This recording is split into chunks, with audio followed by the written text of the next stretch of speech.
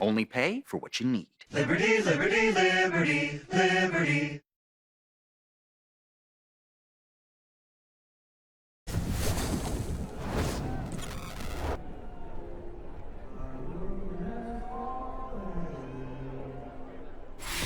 In Mount Pleasant, Michigan.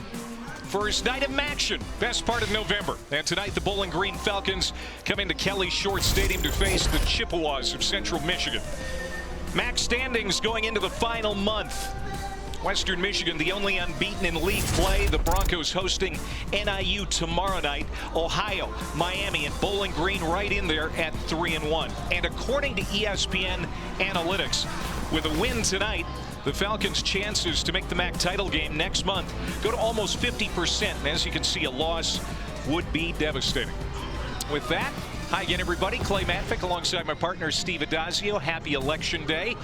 Now it's time to relax with some football. You've known Scott Loeffler a long time. He used to work for you. His Bowling Green Falcons come in here playing really well. Do not want to get caught looking ahead to Western Michigan next week. No, they're coming off a very emotional win versus their rival. They're on the road playing a team that's struggling a little bit with injuries, but they've got to come out here and they've got to attack this game because there's a lot on the line. A lot of reasons to like Bowling Green, too, not the least of which Harold Fannin, probably the best tight end in the country. You get a chance to meet him here tonight. This guy has put up amazing numbers all year. He is a semifinalist for the Mackey Award, which goes to the top tight end. Yeah, he is a matchup nightmare for defenses. He's got great size, great ball skills. He's a physical, tough, good blocker. They split him out. They close him into the formation.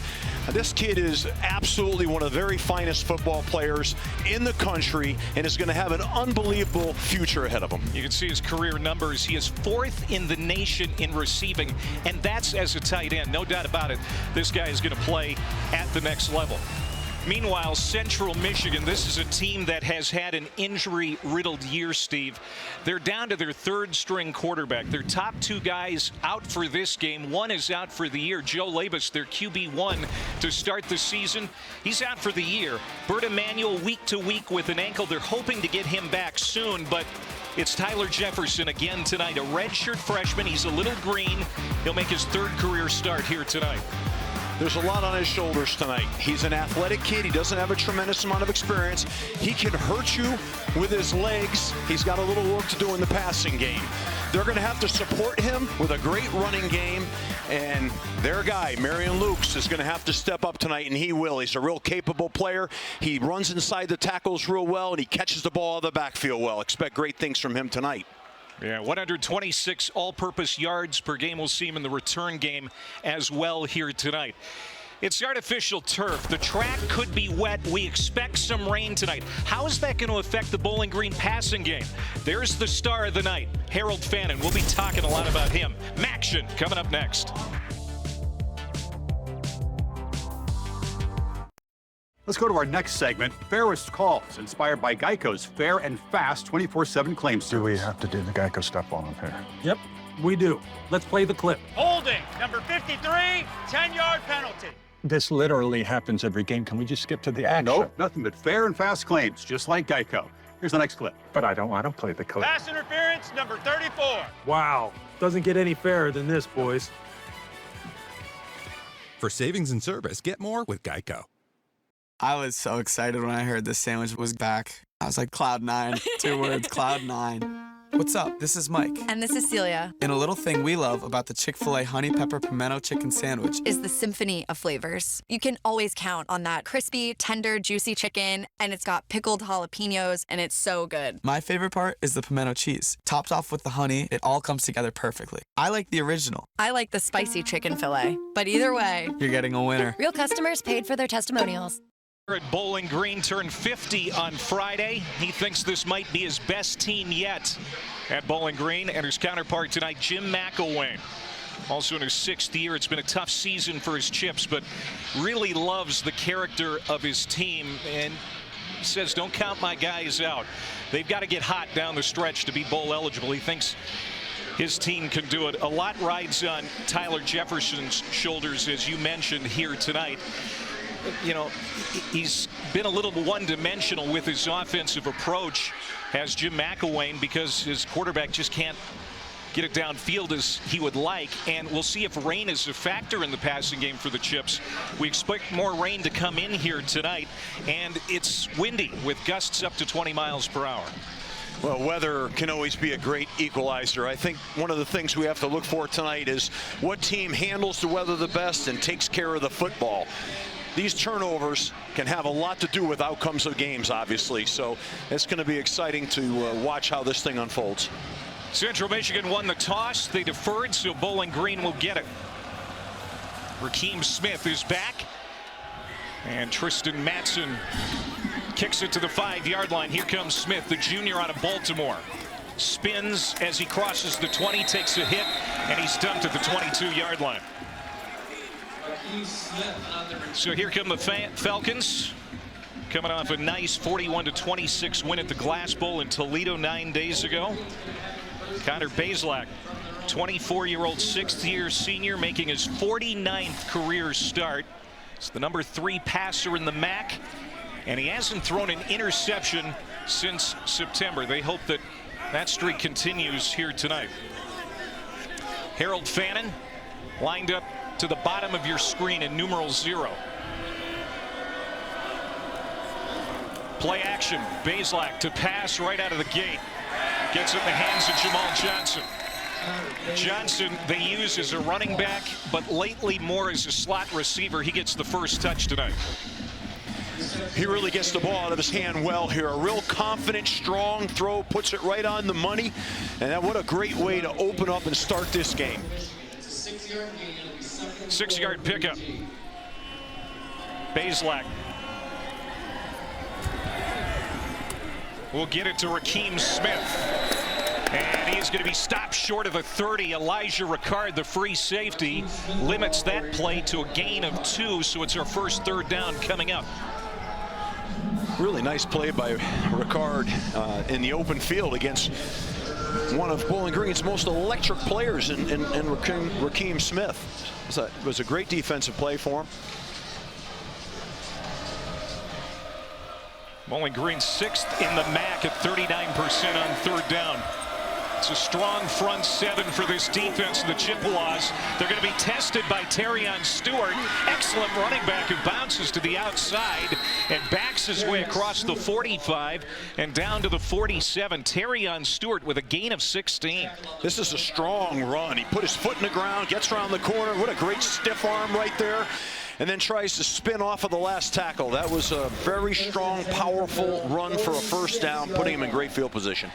Falcons coming off their best rushing game since the season opener. They ran for 215 at Toledo.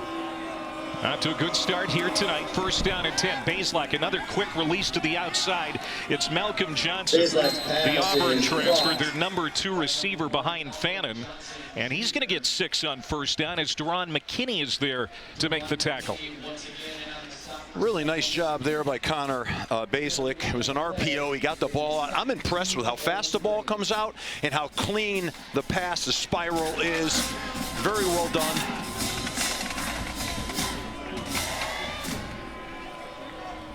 Trips to the left on 2nd down and 3.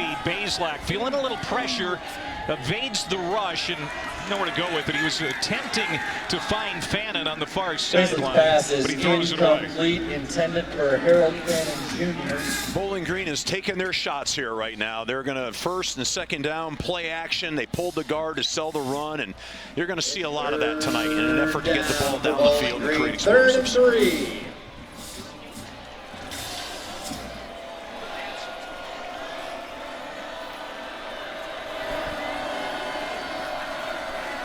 Terrion Stewart will line up behind Bazelak, who had 3 up and down years at Missouri, 1 disappointing season at Indiana, and on his 2nd year at Bowling Green, and they're going to move the chains. Terrion Stewart, the ball again. carrier. Nope, did not get it. No, stop short. Jordan Kwiatkowski, who's having a big year at middle linebacker, came up and knocked Stewart down, so it's going to be 4th down and 2. They're going to go for it here, and I think they should. This is that part of the field right now. You got to be able to get 2 yards. Bowling Green, pretty good numbers on 4th down this year, 8 of 14. And they're going to talk about it. Scott Leffler wants a timeout to discuss this 4th down and 2 in plus territory at the 46-yard line. Well, what he did was quarterback went up to the line of scrimmage, tried to unwind the defense. Didn't really like what they saw right there, so they figured, okay, this is critical. We better call a timeout and get it right here. Bowling Green played a brutal early schedule. They lost 3 one-possession games back in September at Penn State, at Texas A&M, and lost a home game to Old Dominion. I mean, these close losses, Scott Leffler, you know, some of those very forgivable. You go on the road to Penn State, you go on to College Station and get beat. It's the Old Dominion one that kind of sticks in Scott's craw a little bit. It does. I mean, as Scott said, in the first 3 weeks, he thought they were playing as well as anybody in the country. And on the field, they absolutely were. And then he felt like in week 4, 5, 6, they were a little inconsistent. The offense was up, the defense was down. The defense was up, the offense was down. But last week, put it all back together and really feel like they're hitting stride right now.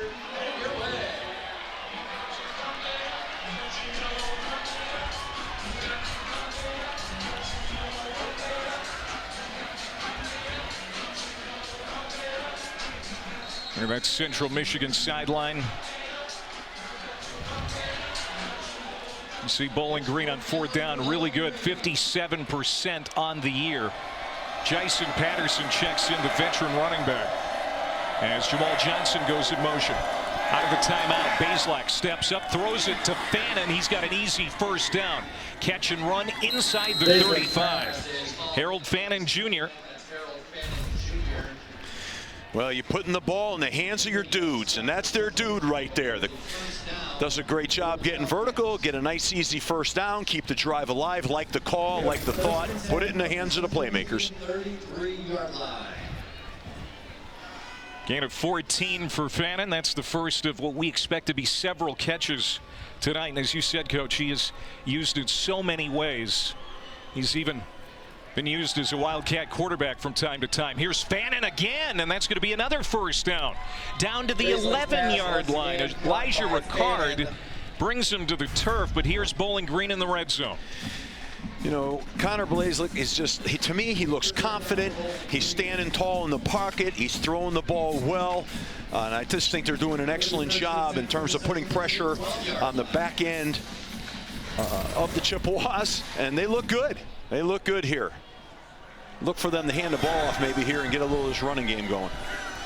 Bazelak 4 of 5 passing. One of the most accurate quarterbacks in the country. They will run it, and it is Johnson. And no gain on that play actually for Rakeem Smith. So Bowling Green, 75 first quarter points. That's tops in the MAC. Ranking the top 20 in the FBS. This is what they've been able to do early on, is have a good opening drive. Yeah, they script it, and they know exactly what they want to call, and they practice it that way, and you can see it. It looks well rehearsed. Fannin goes to the sideline. Levi Gazarik is the tight end on the right. And deep handoff to Stewart, and he is going to be thrust back. Rob Akey's defense was ready that time. That's going to be a loss of 2. You know, we talked to the defensive coordinator for the Chippewas, Rob Akey, and they've given up 84 points combined the last 2 games. He said, you bet, we're peed off, and we look for a big game here tonight, a little retribution. Yeah, no doubt. And I'll tell you, Clay, they also feel great about their defensive front. I thought you saw an example of that right there. You know, they kind of stood tall and knocked Bowling Green back a little bit up front. Play number 11 of this drive, which has covered 64 yards. Bowling Green hoping for payoff. 3rd down and 12. Big play early. Bazelak pumps. Now goes to the corner of the end zone, and that's overshot. Looking for Fannin. And it's going to be 4th down, and the field goal unit will come out as the Chippewas bend but don't break. Yeah, that's the first ball that I thought I saw really sail out of his hands, you know, because he had him open in the back corner of the end zone, but he just threw that out of bounds, didn't give him a chance. This is the right call here, obviously on 4th and long, and get points. You don't want to have a drive like that and come away with no points. This is Zach Long transfer from Troy, handling all the kicking chores the last few games with Jackson Cleather out. This is from 32. That's good. So the Falcons try to win their 3rd straight and keep their MAC title hopes alive. Get out to the early lead here in Mount Pleasant.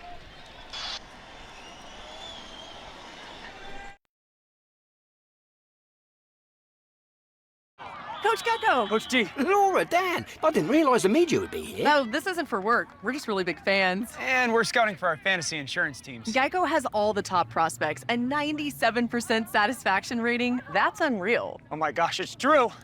True! Smells like insurance. Suppose Geico does have devoted fans. It's not weird. Jade, sign my arm. For savings and service, get more with Geico. She only signs claims check. Ha! Welcome to the second half of the NFL season. Welcome to the showdowns, throwdowns, and the kings of commentary. Just follow your heart, Jason. Follow your heart. Welcome to the top dogs, the next generation. Play of the year? Who had that on the bingo card? Welcome to the unpredictable, the unbelievable, the unforgettable. Welcome to more action, more drama, more football. Opening drive for the Falcons, 12 plays, 64 yards in under 6 minutes. Zach Long with a 32-yard field goal to get the scoring started. Harold Fannin, a couple of catches on that drive, now 19 yards shy of 1,000 for the season. Jim McElwain took the Chippewas to bowl games in 2 of his first 3 years, now trying to avoid a 3rd straight losing season. And his team already behind here tonight before they get their first offensive possession.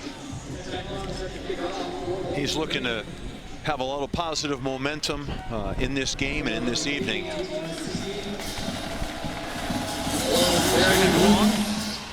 And over end kick. This is going to be fielded inside the 5-yard line by Marion Lukes. A couple of career kickoff return touchdowns.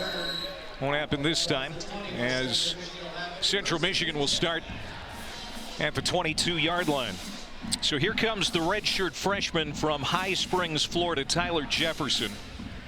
3rd straight start. Was, like we said, thrown into the fire after the Iowa transfer Joe Labus was lost for the season against Ohio last month. Bert Emanuel, the backup quarterback, was also out at the time, so it's been Jefferson's offense here for the last few weeks. Big physical left-hander. Lukes and Bailey will start in the backfield with him. The M&M brothers. And it will be one of the M's. Marion Lukes on the first carry. And Steve, you talked about it at the top of the broadcast. They really want to lead with the run and help Jefferson ease in and maybe set up some play action. Yeah, I think their object is to get the safeties by doing that down from Bowling Green and see if they can throw some shots against them in the play action pass. That 2-back set like that also lends itself to good option football, which is probably to the strength of Tyler Jefferson. Lukes again in the backfield in the pistol. They'll shift the power to the right. 2nd down and 8. Jefferson again gives it to Lukes, sheds a tackle, and he'll get to the 30. That's an inspiring young run for the vocal captain. Guy that offers a lot for this offense and no doubt has a lot of leadership abilities. He makes a good cut and then a second cut to avoid that tackle in the hole. It was a subtle deal, but it was really impressive to watch him change direction and get vertical like that. Put him in a real makeable down and distance here on 3rd down. They have struggled though on 3rd down here the last few games. 33% on the year, near the bottom of the country in that stat. It is Lukes, and that's going to be a first down, just leaping ahead to the 35-yard line. Well, they need him to have a big night, and this is a good start for Marion Lukes. That's a gain of 6, and they'll move the chains. I think that's how the coaches had it scripted up. I mean, their hope was to get him going and take some of the pressure off of Tyler Jefferson. And Clay, you got it, man. They're off right now to a pretty good start. See if they can maintain it. They're sending 3 receivers stacked to the near side. And they are down 5 wide receivers because of injury. Lost another one in their last game. Sprinting out. The throw is incomplete off the hand of Chris Parker. Redshirt junior who needs to get his touches tonight, but he's not able to dial that pass in. A little bit out of the reach as that was off target for Jefferson.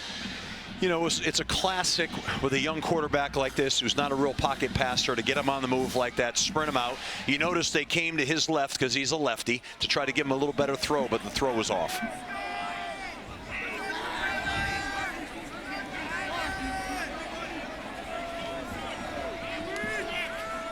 Second down and 10.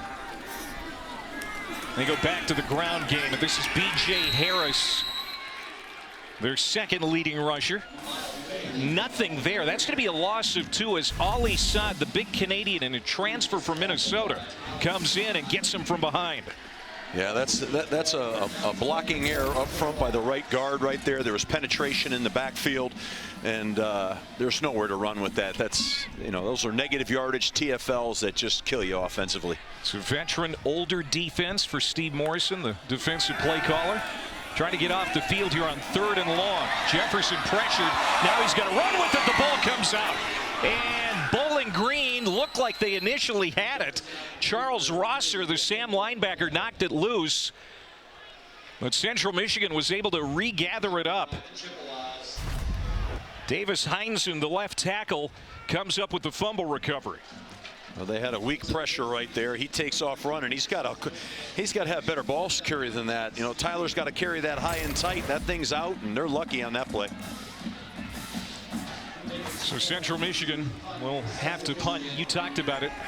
Turnover is going to be a key here tonight, especially for Central Michigan. And the rain isn't even falling right now.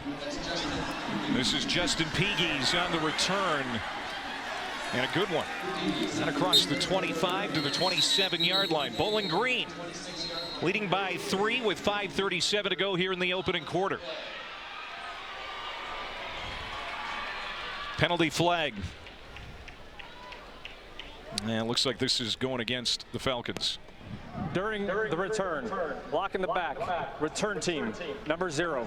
Half the distance to the goal, first down, timeout for media. We're going to step aside. Falcons have it when we come back up 3.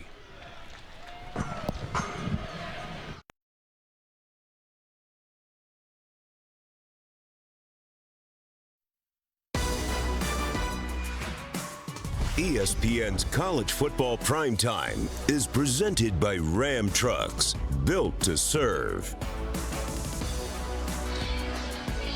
Well, the first College Football Playoff Committee rankings came out earlier tonight, and we've got a lot of ranked teams coming up on ABC. Next Saturday, number 5, Texas and Florida at noon Eastern in Austin. Georgia, number 3 in the first ranking. And number 16, Ole Miss, and we cap the night in Death Valley. Number 15, LSU hosting number 11, Alabama. What a football lineup on ABC. And what they're saying about that Alabama-LSU game is that's a college football playoff elimination game. Yeah, it's very hard for any team to make it with 3 losses. Bowling Green leading by a field goal. Second possession for the Falcons. And it's Terrion Stewart. Not a lot of room there. He's going to be brought down after a yard pickup.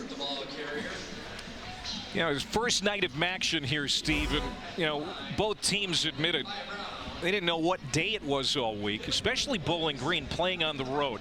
These midweek games, once you get into the routine of the month of November, not too bad, but early on, it's tough. It throws you off, no question. You know, you have a clock that's not set that way. Second down and 9. From the gun, Bazelak, quick release. Man, he looks sharp tonight throwing the football. Gets it to his favorite target, Harold Fannin. And that is going to be Fannon's 3rd catch. That's 7 more yards. Came in needing 53 receiving yards tonight to reach 1,000. And he's well on his way. 3 catches, 41 so far. I mean, they're doing what they need to do right now. Their best players are touching the football, starting with the quarterback. And, of course, going to Fanning. That's Akeem Smith in motion. Bazelak, play action, has time, lofts it to the sideline, trying to find Smith, who was well covered, and he can't make the catch. Now McKinney did a nice job to help knock that one away, and it's going to be 4th down. Really good defensive play, ill-advised throw, and I thought Raheem Smith did a great job of getting vertical on that. Teron McKinney, a strong safety, 2nd year at Central Michigan after a couple at Iowa, 2 at South Dakota. Gets the defense off the field. Dante Kent going back to return for the Chips. And John Henderson will kick just outside of the end zone. Kent had a 68-yard punt return for a touchdown in the season opener. He's going to let this one bounce.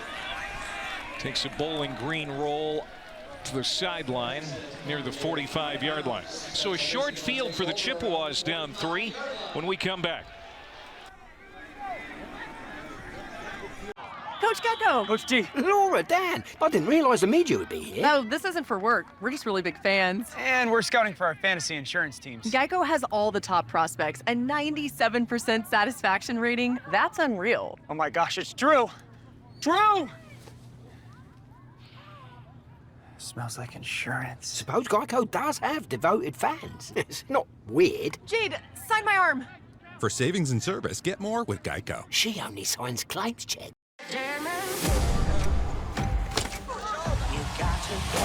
I feel like we're living in a movie. Love you guys. Formula One is go. Oh, it's contact. Formula One at its absolute finest. Oh my Lord, Max!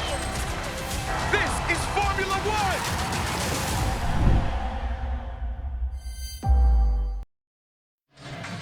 ESPN College Football Prime Time presented by Ram Trucks. 4:13 to go here in the first quarter. 3-0 Bowling Green. Steve Adazio on Clay Matvick. There's Tyler Jefferson looking for his first pass completion of the night. Said it before, this offense has been very one-dimensional the last couple of games. Held under 100 yards passing the last 2.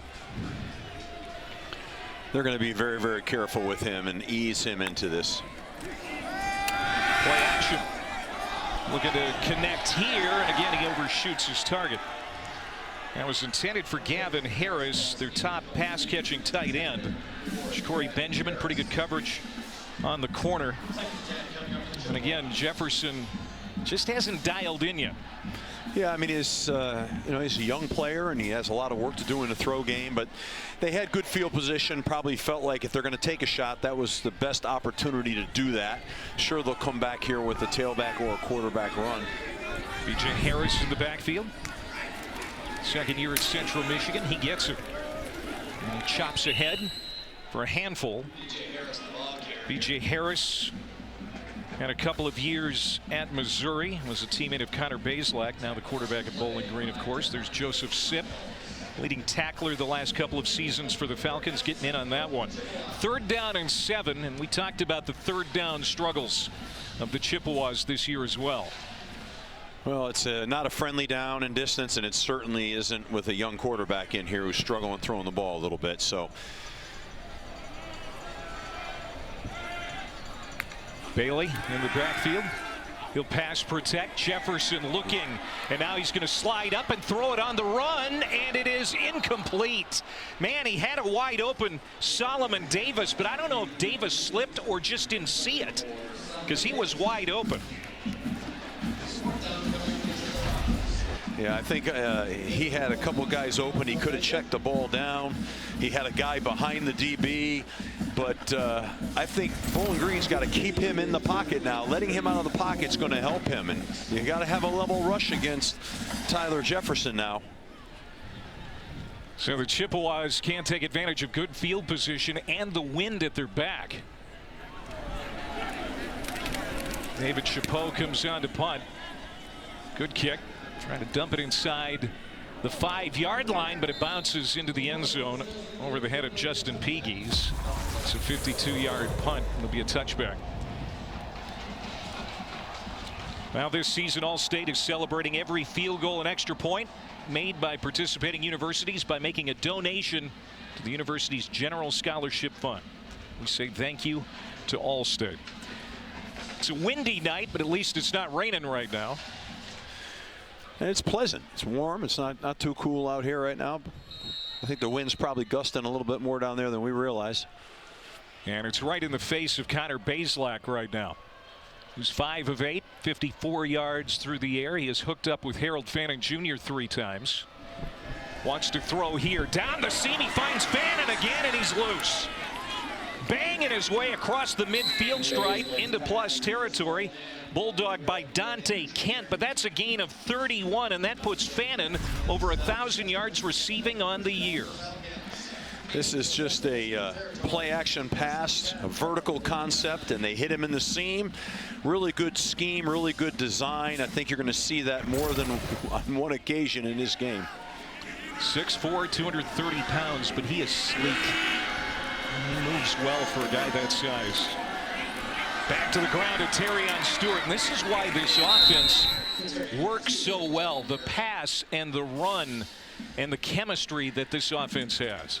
Yeah, I mean, it starts at the quarterback, but you got a quarterback, you got a tight end, you got a running back, you got a dynamic receiver, you've got skill players that can create explosives, and they're hitting them. Number 1 receiver, the number 2 rusher, and the number 3 passer in the MAC belong to the Bowling Green Falcons. 1st and 10 from the 36-yard line. Jason Patterson in the backfield. They'll fake it to him. Bazelak steps up, throws, and that's going to be incomplete. Right through the hands of Elijah Boyd, the tight end. He plays when Fannin's not on the field, the transfer from UTEP. Well, Connor's got a strong arm, but that's a dangerous throw. He threw across his body across the field, and that's a little bit ill-advised. I kind of would have liked to have seen him take off with the ball there and get some positive yards. He doesn't appear to want to run with it very much right now, because that to me looked like a running down for him. He's like a pretty good runner, and he needs to go back to Stewart, a guy who's very hard to tackle. Stewart averages 7 broken tackles per game. That's 4th most in the nation among running backs. That's a gain of 8. You rarely see him come down on first contact. He's got a very low center of gravity and tremendous balance. And we've seen it on 2 different occasions right now. That was an exceptional run. Put him back in a manageable 3rd down and short. I would say they've got 2 downs to make it here.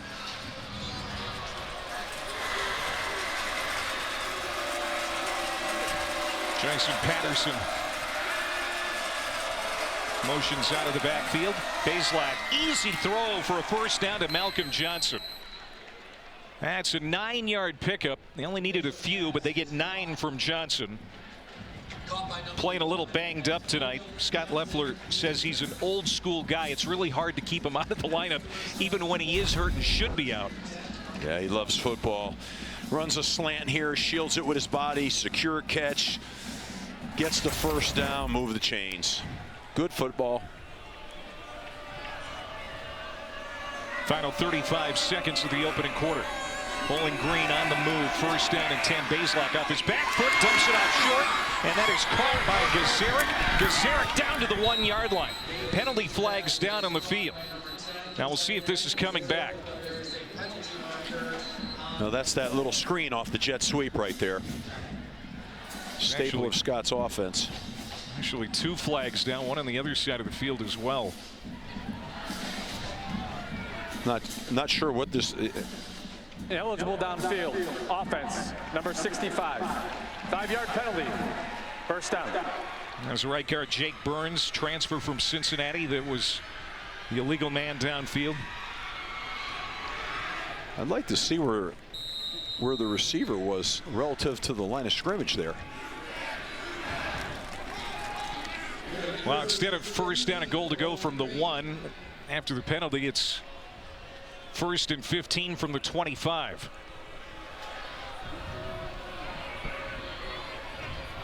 This might be the last play of the 1st quarter.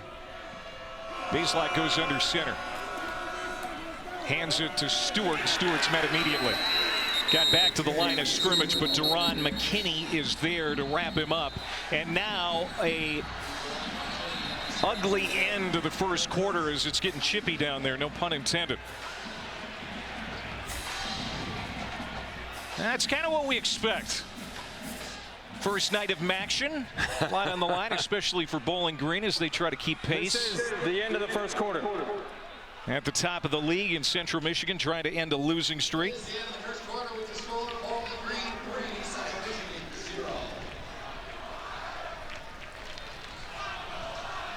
So we've got penalty markers down, and the officials are going to iron this out. We're going to step aside, end of the quarter. We'll find out what the flags are about when we come back. Welcome back to ESPN College Football Primetime, presented by Ram Trucks. All right, the officials have finally figured out what just occurred. Here we go. After the play was over, unsportsmanlike conduct, Bowling Green, number 55.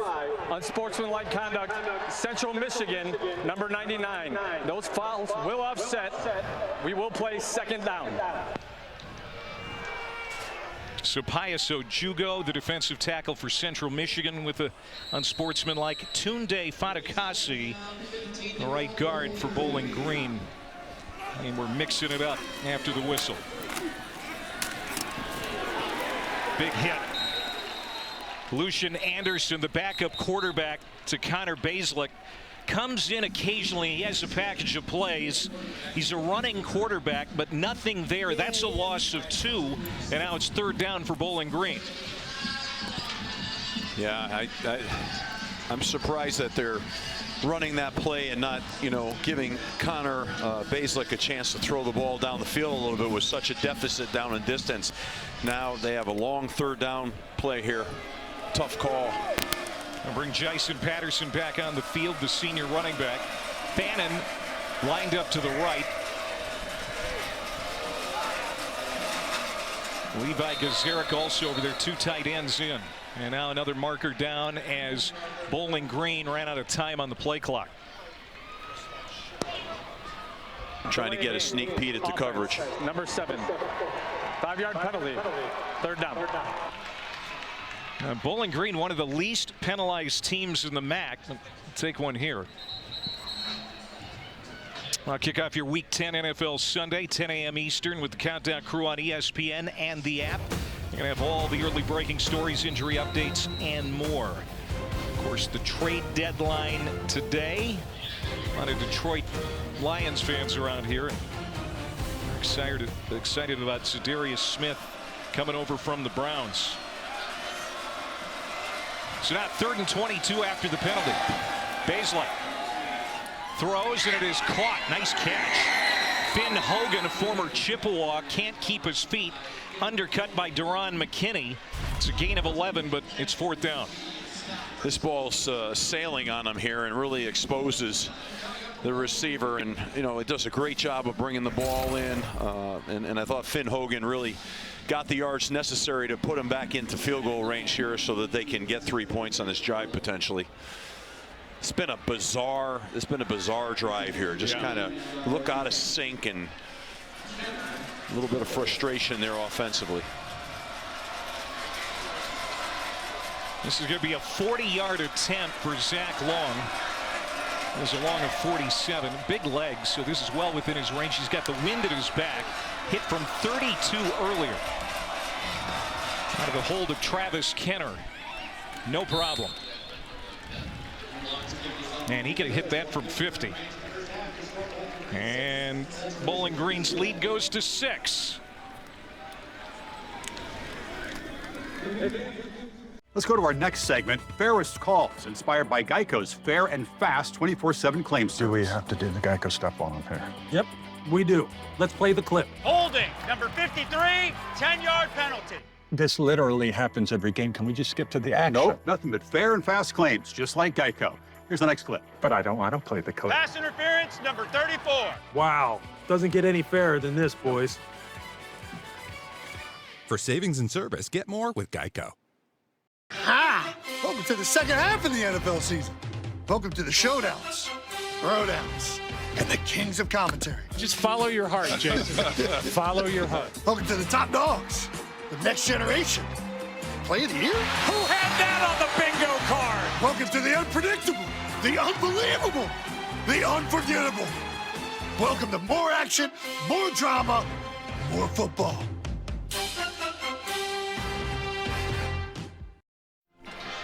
ESPN College Football Primetime, presented by Ram Trucks. Underway here now in the second quarter. 6-0 Bowling Green. Zach Long tacking out another field goal for Scott Loeffler's Falcons. Scott came to Bowling Green after 3 seasons as your offensive coordinator at Boston College. I know you think very highly of this man right here. Scott is one of the really bright minds in college football. He is the very best quarterback developer in terms of fundamentals and mindset of a quarterback, and a great recruiter. He's just a terrific coach and has done an unbelievable job here at Bowling Green as a head coach. And Central Michigan will start at the 25-yard line. He's been an offensive coordinator at Auburn, at Virginia Tech, quarterback coach at Michigan, Central Michigan, with the Lions in the NFL. But before coming to Bowling Green, he was on staff with Steve Adazio at Boston College. There's Scott on the left. You're on the far right. Who's that man in the middle? That's Brian White, a running back coach here. He was my running back coach. He was a former coordinator at a lot of places like Syracuse and Wisconsin for years. What a man, what a coach. You look at the three of us, man, I think we've aged a little bit. I don't know. Coaching does that to you now. A little less hair on your head, a little less on your lip now, too. Yeah. My wife would tell you that's a very good improvement. I don't know. It's hard to, you know, it's not much to work with there. Year was that, you think? 2019. We were probably all on some kind of diet or something back then. You know, we did all these crazy things. We had fun, though. It's nothing better than coaching when you're coaching with great men that you want to share a vision with and work together. It's awesome. After the 3-yard pickup by Lukes, here's Jefferson trying to get something going in the passing game for Central Michigan, and he hits Chris Parker. And that is going to be close to the line to gain. That's a gain of 6 yards. Oladokin brought him down. They're going to mark it just short, so it's 3rd and 1. But at least Jefferson with a strong throw to the outside that connects. Yeah, I mean, it's a good pass to get them going, try to build a little confidence, and they need it. They need the throw game. Get the ball down the field. First completion for Tyler Jefferson. Miles Bailey steps onto the field and running back, and he'll get it. Goes right up the middle and gets loose. Look out. There goes Miles Bailey, the senior from New Jersey, scampering along the sideline. And pushed out at the 26-yard line. There is a penalty flag on the field. Tracy Revels made the stop, but that's a 40-yard gain should it stand up. Well blocked up front. Great opening for him to burst through. Like, yeah, as you said, Clay, more than likely there's a holding call here somewhere. Personal foul. Offense, number 63. Unnecessary roughness. 15-yard penalty. First down. That's unnecessary roughness penalty against Dominic Serapiglia, their center. He's one of their very best players. I mean, I'm not sure I understand what that call is. Serapiglia, no doubt, their bell cow up front. Senior out of Jefferson Hills, Pennsylvania, one of their vets. And a mistake there that wipes out an explosive play, and Central Michigan has lacked those in recent weeks. And now back to the 44-yard line. Jefferson avoids pressure. Now he unleashes, going deep, looking for Parker. It's knocked away at the last moment by Jordan Oladokin. Oladokin, the veteran corner, playing at a high level, had a couple of picks at Toledo in their last game, including a pick 6, and he got a hand on this one. Fantastic play. Really got up there, got his hands, separated the ball from the receiver. Real confident play by Oladokin. Not a bad ball there by Tyler Jefferson now. Sending that thing down the field. Jordan Oladokin's brother Chris, one of the backup quarterbacks for the Chiefs.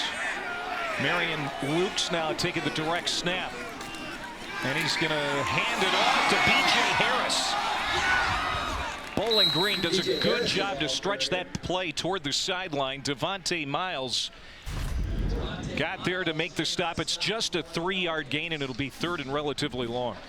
Yeah, I mean, it's a jet sweep that they're running there, and that's a speed-orientated play, and it just didn't look like it had a lot of juice to get to the perimeter, and outrun the pursuit of the defense. Yeah, a little slow to develop.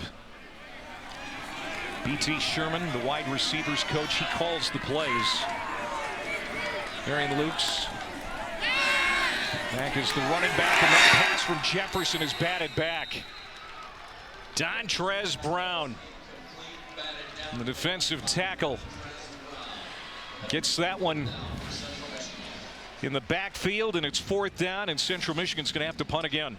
A nice little scheme that Bowling Green I've seen a couple of times now, where they're twisting the front and blitzing the linebacker and picking the offensive line. That's the second time I've seen that.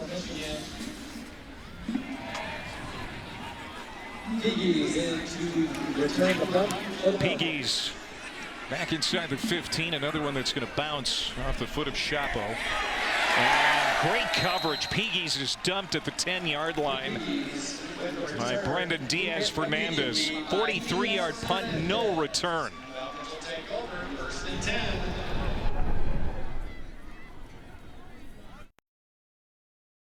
The new 12-team college football playoff begins December 20th on ESPN.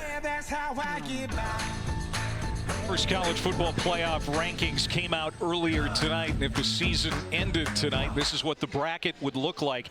BYU, Oregon, Miami, and Georgia would be the top 4 seeds because they would be the conference champions based on projection. And you can see Boise State would represent the group of 5/6, if you want to count the Power 2 or the Pac-2. So your thoughts on seeing that for the first time? It throws me. I get what they're doing. They're laying out the conference champions, but those games haven't been played, the championship games. So it's a big assumption, for sure. There's Finn Hogan with another catch against his former team. Made 6 starts as a receiver here before. It's interesting to see that, though. 12 teams. I mean, it's hard to believe that we had the 4-team playoff for a decade. Because, I mean, there was so much build-up for that, and we finally broke through with the playoff. It was 4 teams. We had it for a decade. Now here we come with 12, and it's going to be interesting. It's exciting. This is Terrion Stewart getting another carry, and he is met up the middle, right into the teeth of that Central Michigan defense. They're going to force a 3rd down here. Kwiatkowski making the stop. Unfortunately for the MAC, there's no chance for them to get into the playoff right now. Again, it looks like Boise State would represent the group of 5 or 6, whatever you want to call it. Chance, though, that Army could still maybe spoil that for Boise State. And don't forget about Washington State from the Pac-2. Yeah, no doubt about it. But I think Boise has got such a good football team, and I like their schedule down the home stretch. So I think they got a great opportunity. Great running back. 3rd down and 3, Bazelak. That's complete, and that's going to be a 1st down to Rakeem Smith. So calm, so smooth is Connor Bazelak. He has a lot of poise and a lot of presence in the pocket, and does, as you said, Clay, is not flustered. Look at him standing tall, delivers a nice stroke with the ball, not trying to overthrow it. Good play, good 1st down. He has been over 75% with his completion rate in 3 of the last 5 games. He's 10 of 14 here tonight, 120 yards. Not a lot of points on the board, however. Down the seam, had a man wide open. He was looking for Malcolm Johnson, but that pass off target. A little pressure there. Bazelak ends up on his backside. He got up limping a little bit, too. He took a shot there. You know, they were going to take a shot with the wind at their back and try to get an explosive. And it's a shame because he obviously got hit before he finished that throwing motion. Scott Loeffler really likes Connor Bazelak. And you mentioned it before, there's probably not a better quarterback coach in the country than Scott. And as Fannon's on the sideline, another penalty marker comes in. Legal substitution. Offense. 12 men in the formation. 5-yard penalty. 2nd down. Saw Malcolm Johnson running off the field last second. You know, Scott's shaking his head right there. That's really frustrating. You know, and not looking to the sideline, getting the grouping, getting the substitutions, and now that's going to cost them field position and putting him behind the sticks. Greg Nosale and Max Warner are the co-offensive coordinators. See what they dial up here on 2nd down and 15. Play action, Bazelak. Naked out to the right, throws, and it is caught by Rakeem Smith near the line to gain. And that is going to be a 1st down for the junior from Baltimore. Needed 15, got 15. Yeah, it's just a little naked bootleg with a flood route on the sideline. He had a couple of options there, threw a nice ball low and away the way you should. That's a big 1st down because they were in a hole back there. Rakeem Smith, an explosive transfer from Delaware State. They're trying to get him involved in the offense here early. Go back to Terrion Stewart, and he's undercut again before he gets back to the line. Cochran and Kwiatkowski meeting at the ball carrier. No gain. I really think Central Michigan's done a very good job in disrupting the run game right now. And well, the clock in the middle for sure. Yeah, no doubt about it. And Bowling Green is giving up a few too many TFLs on the season, and you're seeing these TFLs affecting them right here in the run game because they've got good running backs, but they're having a hard time getting on track. They've had a few runs, but no consistency. Bazelak, slant route, contact. Bowling Green wants a penalty, but Deron McKinney was there right on time to disrupt that pass to Malcolm Johnson. This is a penalty in my opinion right now. Yeah, no question about it. Come on, guys. You can't miss that call now. That's hitting the guy before the ball gets there, and that should be PI. That's frustrating right there. So Central Michigan gets a break. Now see if the defense can get off the field. They rush 4 in the flat. Marker down. Caught by Smith on the screen. He's got enough for the 1st down and more, but there is a flag back at the 40-yard line.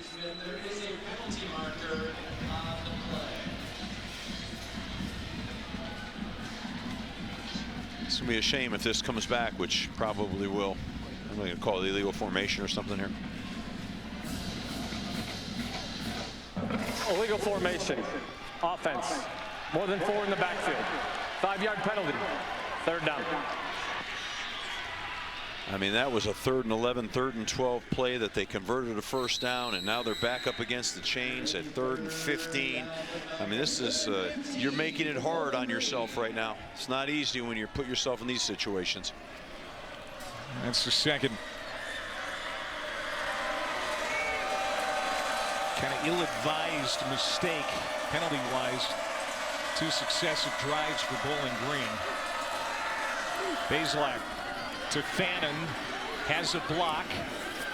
Good stiff arm, stays on his feet, and then finally corralled and dropped at the 33-yard line by Kwiatkowski and Kent. So Fannin will have to settle for a gain of 4, and it's 4th down, and the punting unit will come out. But again, you get off schedule because of the penalty, and now Bowling Green's going to have to punt for the 2nd time tonight. There's been a lot of penalties in the last couple of series right now, and it's keeping him, behind the chains here, getting him off schedule. It's not very clean football right now. It's got to get tightened up. So the JUCO transfer John Henderson comes on to kick. Dante Kent back to return. Good punt.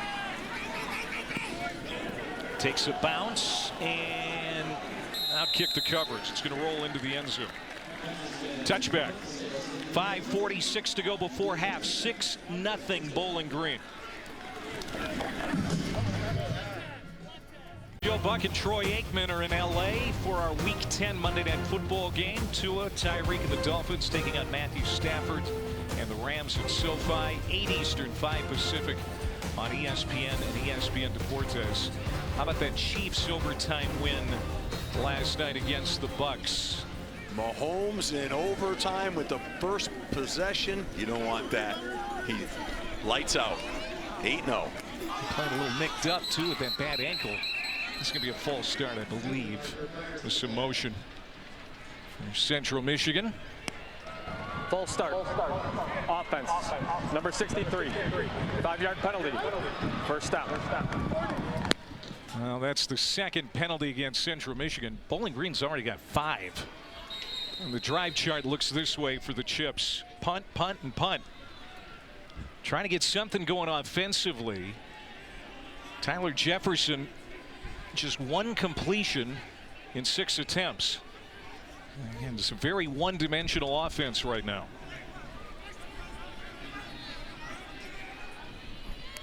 First and 15. And trying to bounce to the outside. Miles Bailey, not much there. That's going to be a loss of one as Justin Eklund, the former San Jose State Spartan, gets him to the turf. Good job, penetration by Bowling Green and making contact on the other side of the line of scrimmage. And the style of offense that Central Michigan has to play here tonight, to be behind the chains with a offsides penalty, is just it's tough. So certainly a passing situation here. Bowling Green has done a good job keeping Jefferson in the pocket when they've had to. They want to force him to throw it, but they're going to run it here. Again, Bailey, and again, he is brought down quickly, this time by Patrick Day. Just a 2-yard gain, so it'll be 3rd down and long. They're really protecting him with the throw game. He's in the minus side of the field here. 3rd and long here. You wonder if there'll be a QB draw, a screen, or something like that on this play, or are they going to let him throw it down the field? You know, this has got to be killing Jim McElwain, former offensive coordinator himself, of course. Won a couple of national titles at Alabama as OC, a great play caller, but his hands are really tied right now with this freshman quarterback. So many injuries, and they're just trying to do the best they can to take care of them, but yet move the ball. Throws it short down the seam, and it's nearly picked off. Day again, that time got a hand on it to break it up. It was intended for Gavin Harris, and Central Michigan is going to have to punt for the 4th time here in the half. The way they're have to play tonight, they've got to stay on schedule and get better field position. That's going to be critical for them. On the flip side here, Bowling Green should get an opportunity for good field position here, and they need to capitalize on that. Justin Pegues, the transfer from Tennessee Tech, sees another one bounce in front of him. He's going to let it roll. Takes the Chippewas roll to the 46-yard line, and things are getting physical after the whistle again. We've had a couple of unsportsmanlikes already here in the half, and we're likely to get more. After their 37-yard punt, which should have been whistled dead after the ball became motionless, there's pushing and shoving. Yeah, I mean, the ball was going to be down. Yeah. I'm not sure what took place there other than they're going after each other, and they're going to have to sort this out and see if this is going to be offsetting or against one side or the other. Personal foul, unnecessary roughness, kicking team, 15-yard penalty, 1st down. That's against the Chippewas.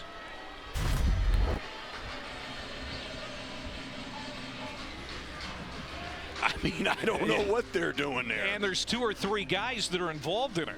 I mean, that's just a blatant penalty and taunting over him at the end. I don't get it. Number 12, Jordan Kwiatkowski, he initiated it by pulling on the jersey of Pegues.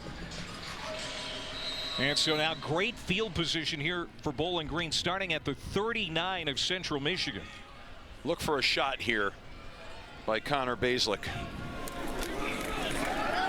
Handoff. Stewart cuts it and gets inside the 35-yard line down to the 33. And Caleb Spann with the tackle. That's a 6-yard pickup on 1st down. Terrion Stewart just very steady here tonight. 10 carries, 43 yards. Hasn't done anything real flashy yet tonight. He is a solid running back. He's a talent now. They just have to block for him. So when he has some openings, he makes good yardage. We'll say 2nd and 5. Baselick pumps to the near side. Now throws down the seam. He was looking for Hogan again, and it lands incomplete. He was bracketed by a couple of defenders. Leviah Brown and Deron McKinney. McKinney is having a great half. It looked like he threaded that ball pretty good to Finn Hogan in there. Maybe it was an opportunity to catch that. 2nd year at Bowling Green for Hogan. He's from tiny Maple City, Michigan, in the very northern part of the Mitten. The previous play is under review for potential targeting foul. So now we're going to look at it upstairs. Our replay official tonight is Scott Bova. I don't know, maybe this was called from upstairs. They may have seen something in the way of targeting. Yeah, that's what happened. No doubt about it. All right, Scotty. I do.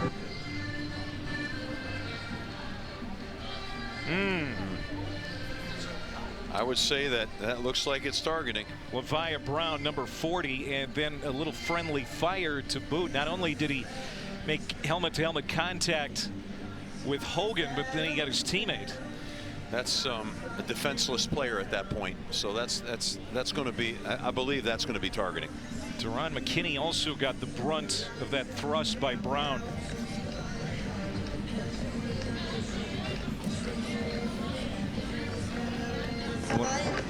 After review, personal foul, targeting, defense, number 40.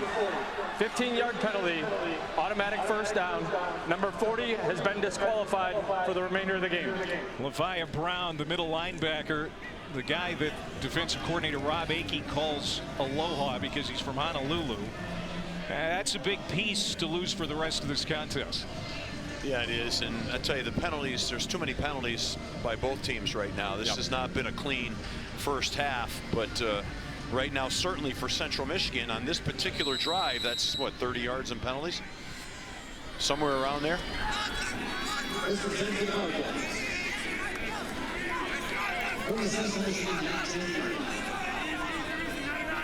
First and 10 now from the 19.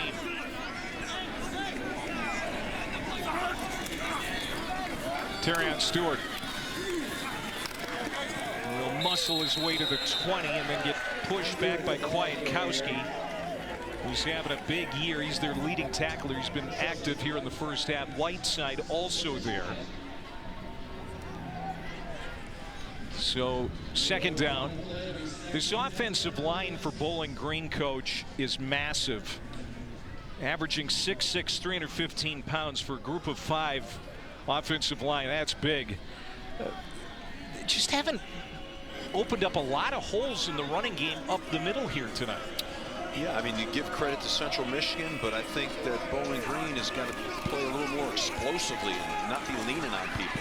They protect Bazelak. He throws to the goal line, and it's knocked down by Deron McKinney, who took that shot from his teammate Levi Brown not that long ago, but obviously didn't get his cage rattled too much because he was Johnny on the spot there to keep that one from Malcolm Johnson. We're not going to see this view right now, but this is like the third time I felt like, you know, Connor Bazelak should have maybe taken off with the ball and gotten a first down with his legs. Yeah, there was a wide seam right there for him to take off and didn't. It sure appeared that way. Easy for me to say up here, but they need the 9-yard line to keep the drive going. Bazelak avoids pressure on the run. He's going to throw it away. Jason Williams in hot pursuit, the defensive tackle. So Bowling Green has yet to get in the end zone. They're going to walk out Zach Long again, who has already hit a couple of field goals tonight. You know, they've been outstanding scoring touchdowns in the red zone. You know, they were over 66%, I believe, touchdowns in the red zone. Well, tonight we've seen a lot of red zone activity, and we're seeing field goals, not touchdowns. And that, you know, that's not what you're looking for, because you've got to score bigger points than that and get all you can get out of every time you drive down the field and get in that territory. Zach Long has hit from 32 and 40. This one from 37 is good as well. So Zach Long with a hat trick here in the first half. And Bowling Green trying to get to 4-1 in the MAC. I think the first half has a 9-0 lead. A lot of points have been lost, and you got to, you know, as you move down the end of the season, you want to be more efficient. You know, let's go back to what you were talking about at the top. Trap game. It's one of those games where you know you're the favorite, even though you're on the road, and you've got a big game next week. You're coming off an emotional win at Toledo in the Glass Bowl. You're coming here on a damp night, not a lot of atmosphere here at the stadium. You feel like his team, Scott Loeffler's team, is maybe sleepwalking a bit. I mean, it happens. It's kind of natural, you know, and you're fighting against it as coaches. You can tell Scott was very concerned about this, but I think what you have to do right now is, try to, put the pedal down in the second half, but get into halftime, regroup a little bit, refocus your team, and you're saying to yourself, we got to get out of here with a win. Just got to put this thing back together and go win this football game. But right now, it's a little sloppy. Well, Central Michigan is going to get the ball back with all their timeouts remaining. Plenty of time on the clock here in the first half. And don't forget, they're going to get the second half kickoff. They're only down 9. It's going to go into the end zone. So again, a touchback. And Ty Jefferson will bring him back out. Tyler has just the one completion. It came on an out route earlier here in the quarter. He's just 1 of 7, and that's really hamstringing this offense. We said the wide receiver injuries have been a real problem. Their #1 receiver, Evan Boyd, lost for the season at Miami in their last game, so they're down 5 receivers since the start of the year. But that's not the only problem with the passing game. Certainly the quarterback has a lot to do with it. So they stay with the running game. Marion Lukes will pick up 3 on first down. What's going to jumpstart this offense, Coach, in your mind? I think they're going to have to hit an explosive. I think he's dangerous when he scrambles a little bit, and the routes turn into scramble rules where people go deep and short, and maybe he hits one of those for a big play. Now they're not going to get another play out before the 2-minute timeout. This is the 2-minute timeout. First action of November, and not a lot of action here in the first half. 9-0 Bowling Green. Bowling Green 9, Central Michigan nothing. 2 minutes to go here before halftime. Bowling Green going for its 3rd straight win, trying to get to 4-1. Western Michigan's got a big game tomorrow night against Northern Illinois, as they'll try to stay unbeaten. Miami is at Ball State tonight on ESPN. Miami, the defending MAC champs, also trying to get to 4-1 in league play, but Ball State has a lead in the first half. Bowling Green, their second of the half, 30 seconds. So Bowling Green calls the timeout after Jefferson runs ahead. It'll be 3rd down and 6. Third downs have not been kind to Central Michigan tonight or in recent weeks. And, with a big play, that explosive play that you're talking about, maybe they can get some points on the board here before half, but this has been a plodding offense so far tonight. Yeah, I think they got to be careful here. Obviously, Scott Loeffler's trying to use his timeouts to get one more possession before the half here. Central Michigan's got to make a decision. Do they want to put this ball up right now, or are they going to be content to punt it? Central Michigan, one explosive play tonight. That was a 25-yard run by Bailey. 4 receivers on the draw. It's Tyler Jefferson, and he's got this ability. He's elusive on his feet. Into plus territory, down the sideline inside the 30-yard line. There is the big play that the Chippewas were looking for. That is a run of 44 for the quarterback.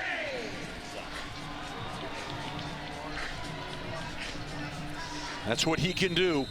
I think everybody in the stadium should know when they emptied the backfield that they were going to run a quarterback draw. I'm surprised that they didn't have a spy or a twist inside to eat up those run lanes on that play, because that's about what was left once they emptied the backfield. Injured player down for Central Michigan. It's the center, Sarah Piglia.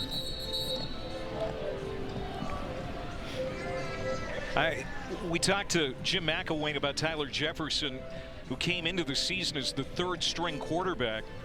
behind Joe Labus and Bert Emanuel, still growing into that leadership role, obviously, Steve. But that is a situation where they needed a leader to emerge. And even though he's a green quarterback, he makes a big play late in the half, might lead to points.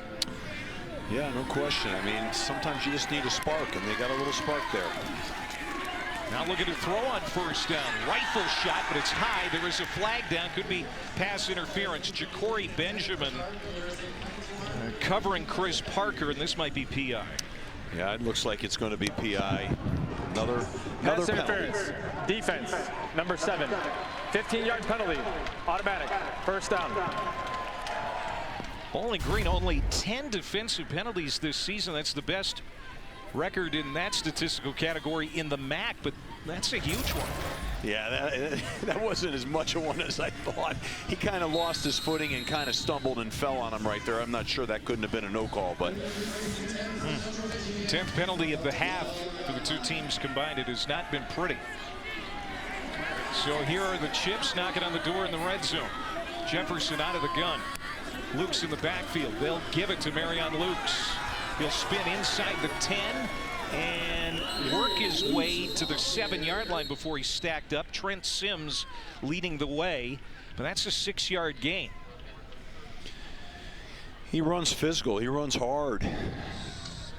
They've got themselves down inside the 10-yard line and have all their timeouts, I believe. They do. So they can afford to run the ball here, which is, you know, whether they run it with Tyler Jefferson or whether they hand it off to one of their really talented backs. It's Luke's again right up the middle, and he's down to the 1. That's going to be first down. Goal to go for the Chippewas. Rosser and McClendon combined on a touchdown saving tackle, but now first and goal for the Chips with a minute to go in the half. They're going to let this clock run a little bit and not use that timeout right now.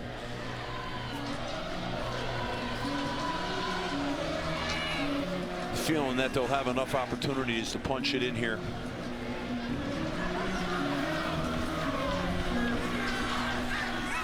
Offense showing spark late in the half. It's Jefferson on the keeper, pushing, and he got in.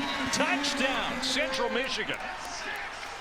How about Tyler Jefferson leading a scoring drive late in the half, and Central is right back in this ballgame. After all that, they have a chance to be going into the half at 9-7. Anybody's football game, even though Bowling Green was really dominating with yards and everything. But time of possession for sure. You know, but that's what happens when you get into the red zone and you come away with field goals as opposed to touchdowns. You let up a couple of big plays and it's a ball game. Matson tacks on the extra point. How about it? Central Michigan down a couple. 6 plays, 75 yards in under 2 minutes. Of course, the big 40-plus yard run by Jefferson set up his own touchdown. Yeah, he's a good athlete. He's got good leg strength. He runs smooth. He's doing what he does best and use that to be able to get them right back in this football game.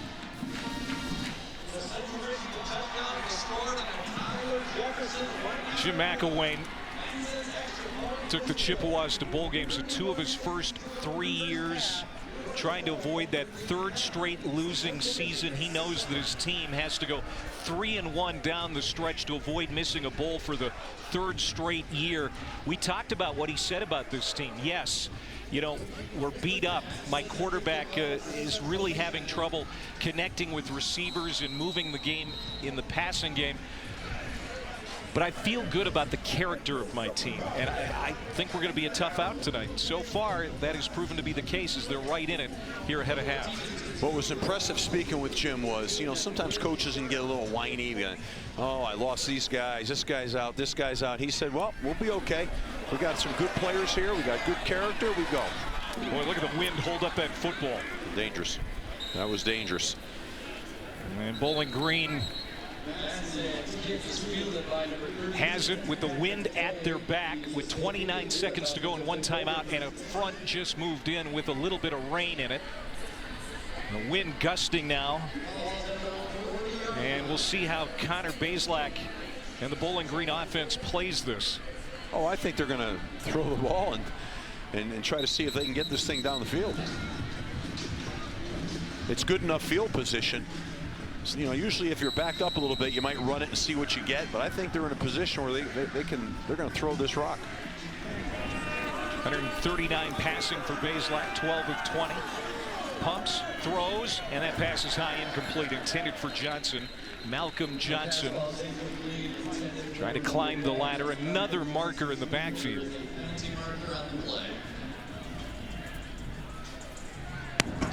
Holding, offense, number 55, 10-yard penalty, first down. That's penalty number 7 against Bowling Green. Tunde Fadukasi, the Rutgers transfer. That one. That's a, you know, it just kills you, you know. And look at this. 1st and 20. That's the second penalty on Fadukasi. 24 seconds to go. Bazelak down the middle, and Patterson out of the backfield makes the catch. Gets back to the original line of scrimmage, a few yards more, down at the 43. Timeout. Bowling Green is going to use their last timeout with 16 seconds to go. Yeah, I think, you know, they're still in a situation right now where they can afford to take, you know, another shot here to see if maybe they can get this thing in the field goal range. If not, then they'll, you know, but don't forget, you know, Central Michigan also can control this time here, so they got to be careful right now. Bowling Green doesn't throw this thing up there and get a pick.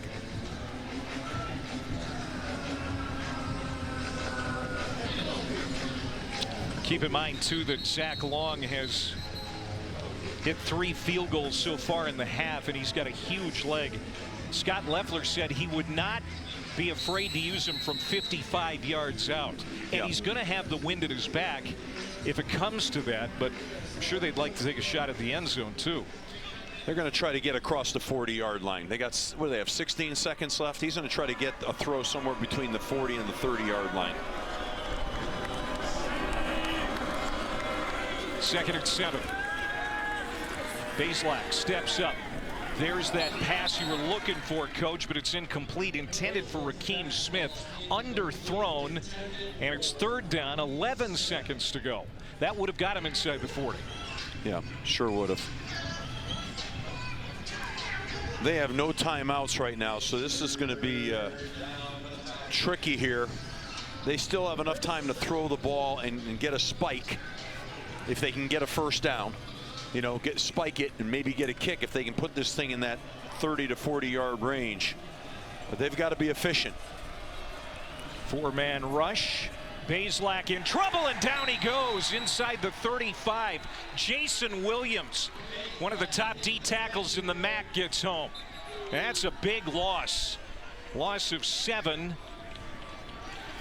Timeout. Central Michigan. And Central Michigan now calls a timeout. That's what you can't do. You cannot take a sack there. That ball's got to get out. You just got to, you know, throw it away if you have to. Don't take a sack. There's the first sack that Bowling Green has allowed tonight. And Bazelak, who's been shaken up a couple of times here in the half, gets beat up on that play. Yeah. Well, now you're going to go all out pump block right now. Bring them all. I don't even know if you put anybody deep. I think, you know, you just, well, I guess you want to get a return if you can get one for a touchdown, but I think you go after this right now and tell your returner, just be smart. You know, if you don't feel good about fielding it. You got 9 guys up on the line. Not an aggressive rush. Fielded at the 16-yard line by Dante Kent. It's going to take it wide and spins across the 25-yard line. And why not? Let's have another penalty before halftime. This will be the 12th penalty of the half. Not sure I understand why they didn't go after and try to block that. To me, that was always the opportunity to say, let's just go after them. Let's see if we can block the kick and turn it into a touchdown or potentially a field goal. You have your timeouts left, but they didn't. They set up a return. Block in the back. Return team. That penalty is declined. This is the end of the first half. So that's how the first half of our first Maction of November ends. Central Michigan getting on the board late to make it interesting. It's 9-7 Bowling Green at the half now. Zubin and Trevor in the studio. Back in Mount Pleasant, ESPN College Football Primetime presented by Ram Trucks. First night in Maction. Always enjoy the MAC in November. It's 9-7 Bowling Green leading Central Michigan at the half. He's Steve Adazio. I'm Clay Matvick. Not a lot of offense for either team in that first half. Bowling Green, 6 possessions, 3 punts, 3 field goals. Tyler Jefferson, the quarterback for Central Michigan, just 1 completion tonight, but led a big scoring drive and had 1 big explosive play on that drive to really change the feel of the game late in that first half. Yeah, I mean, when Bowling Green is going into red zone and kicking field goals and coming away with 9 points, it just took a couple of plays by Tyler Jefferson to get down the field, put a touchdown in, and you have a 7-9 game, and you're like, what just happened here? So that's what we're kind of working on here right now is, you know, getting Bowling Green to be more consistent in scoring in the red zone, and then, of course, Central Michigan finding that pace they had at the very end there with Tyler Jefferson. So here are the numbers. Nothing flashy for sure. Just 5 first downs for Central Michigan. And the penalties really a problem for Bowling Green in that first half. They had 7 penalties. A couple were drive killers, and I can't imagine Scott Leffler, a guy that you know very well, was happy with that first half-hour play. I'm saying that was a very unhappy locker room at halftime, and I'm saying that he got on them pretty good right now and you know, say, hey fellas, listen, we got too many penalties, we're not finishing drives, we're not scoring in the red zone, we got to get our act together, we got to come out here and play fast and physical. That's kind of the conversation that went on in that locker room.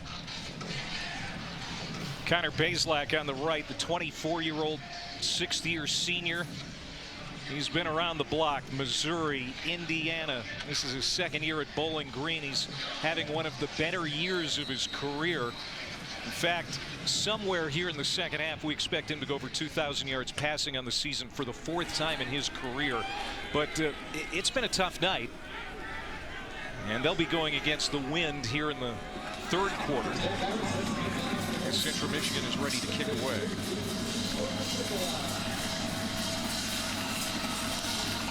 Low kick. And this is going to be scooped up at the 10-yard line by Marion Lukes. And gets hit at the 25-yard line, and he's down at the 26. All right, our dynamic play of the game presented by T. Rowe Price, and it's really how they've been using Harold Fannin. Harold Fannin Jr., the outstanding tight end. They've been lining him up everywhere, Coach. Yeah, they're just trying to find the right matchups of who he's going to be working against, and you know, they're getting him the ball in a lot of different ways, whether they're pick routes, whether they're vertical seam routes, and they've done a nice job. They got to get back to that. They started that way and got away from it. Got to go back to that. Yeah, a lot of those catches and yards came in the first quarter, kind of disappeared in the second quarter. Marion Luke starts in the backfield for the Chippewas. Jefferson wants to throw right away. Getting some pressure, ball knocked loose. I think that's going to be incomplete. They do not blow the whistle. Bowling Green recovers inside the 40-yard line. Anthony Hawkins knocked it out. The ruling on the field is a fumble recovered by the defense. But now they're going to look at it again. It kind of appeared that his hand was coming forward. Let's look again. Yeah, it did. He shuffled up in the pocket here right now, and I'm not sure. On that view right there, they might have got it before his hand started coming forward. It's close, but he took too long. He needed to get that ball out. He was trying to see the route open too far. Joseph Sipp, the weak side linebacker. He's the one that recovered it. He's an instinctive player, Joe Sipp. I remember him when I was at Colorado State. We recruited him. He was coming from Florida. He's a heck of a player, having a good career. The ruling on the field is a fumble recovered by the defense. The previous play is under further review. I agree with you, Coach. I think from that first angle, it looks one way. We need to see it from another angle or two. And now the replay official, Scott Bova, wants to look at it again. Yeah, I don't know that we have a definitive look based on what we saw, I kind of think maybe they got him before the ball started coming forward. This is the same look here, so I don't know if we're going to get any more information. He's got his arm cocked back. I think it's going to be an incomplete pass. Looking at it again, I kind of think maybe his arm was in the motion going forward. It's a tough angle, unless they have a little. Do they have a better look than we do? I don't know.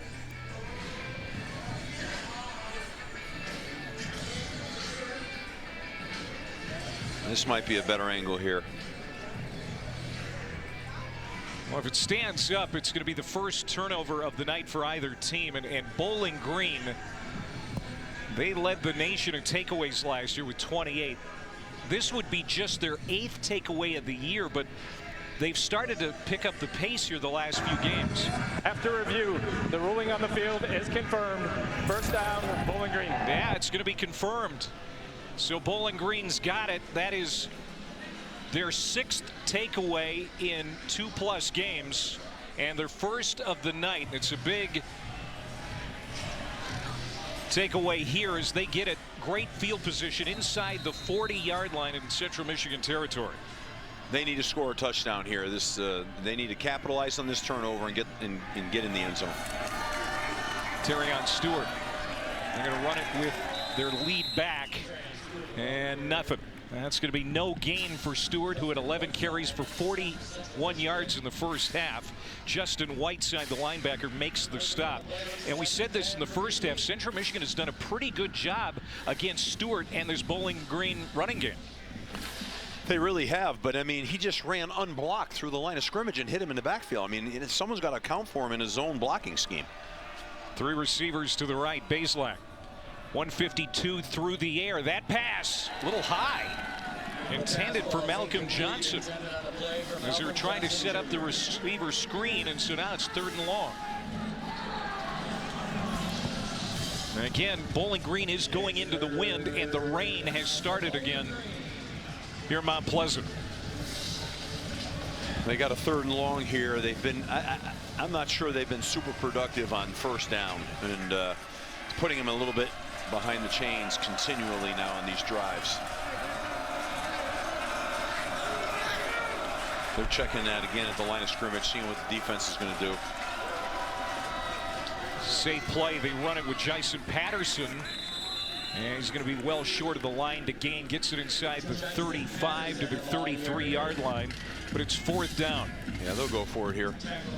Probably, you know, what did we have, about 4th and 4 here right now? 4th and 3, 4th and 4.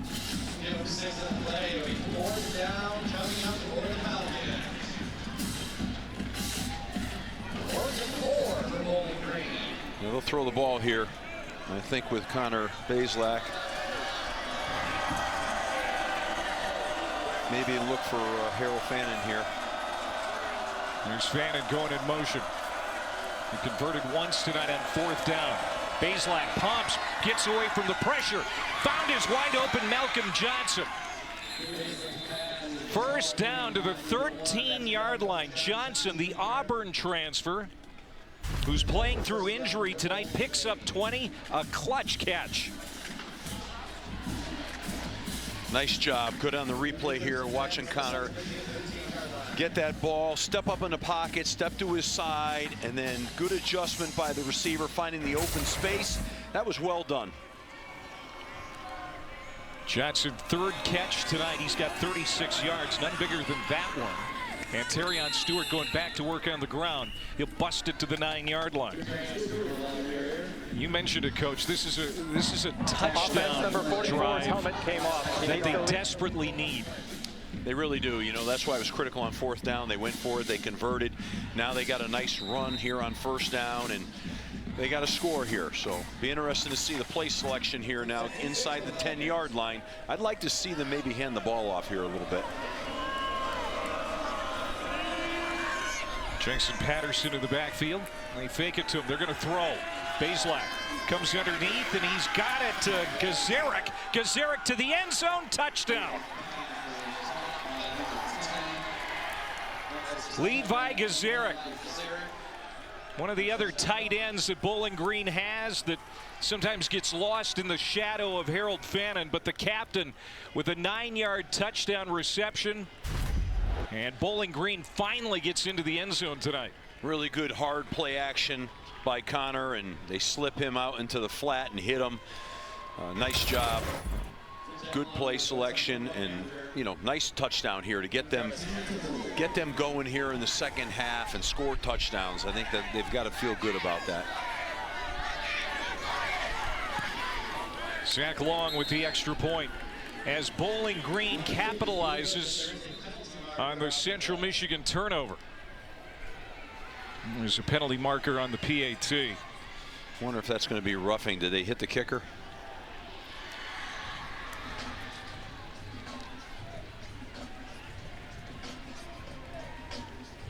Second touchdown receiving. Running into the kicker.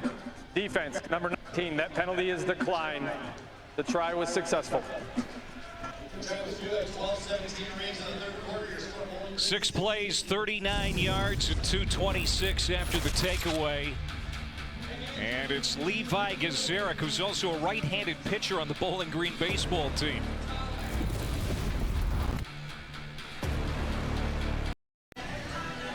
Well, the skies just opened up here in Mount Pleasant, Michigan. The wind has been gusty all night. It has gotten gustier as Bowling Green takes a 16-7 lead after that touchdown drive. First touchdown drive of the night for the Falcons as the wind knocks the ball off the tee ahead of Zach Long's kickoff. Boy, it's going to be really tough now for these Chippewas, Steve Adazio, to come back with their one-dimensional offense. Tyler Jefferson has 1 completion tonight in 7 attempts, and we're in the third quarter, well into the third quarter. And now with the wind and the rain doing what it's doing and a wet track, it's going to be really hard to generate offense in the passing game. Yeah, but I mean, they haven't really generated any passing game offense.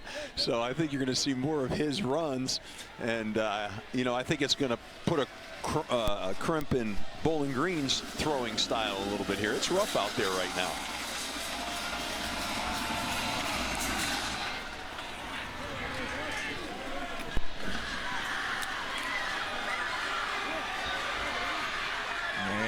The return, Central Michigan's going to have it at the 27-yard line as Jamal Johnson is stopped there. Here comes Jefferson, ready to run the offense. What an early season men's college basketball matchup we have for you Friday night between a couple of blue bloods. Number 1 Kansas hosting number 9 North Carolina at Allen Fieldhouse. Coverage begins 7 Eastern, 4 Pacific on ESPN2 and the app. Bill Self's team looking good. Beat Howard last night in the opener. Hunter Dickinson, Big 12 preseason player of the year. Had a nice night. I'll tell you one thing, Clay, for sure right now. It's coming down so hard, that ball's going to get real slick right now. Yes. And you can just see it on the players' jerseys and on the helmets. And, of course, we can see it right in front of it. It's a deluge right now with heavy, gusty winds.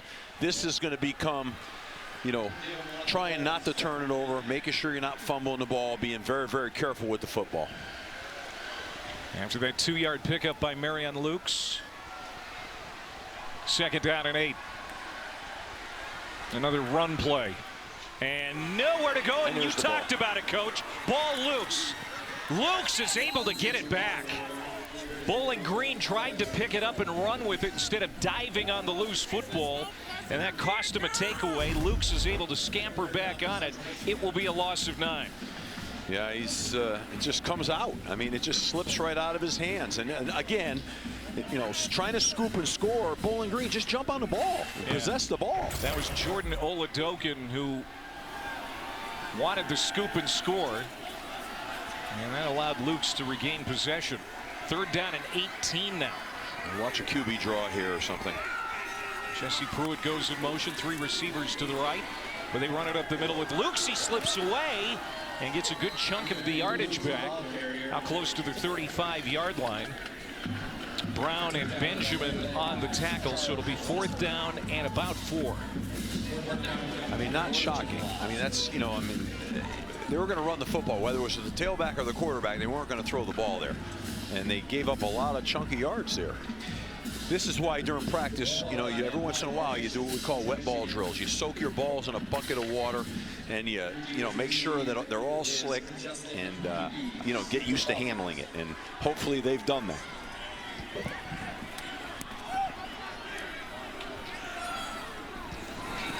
On the punt from Chapeau, it is handled at the 25-yard line.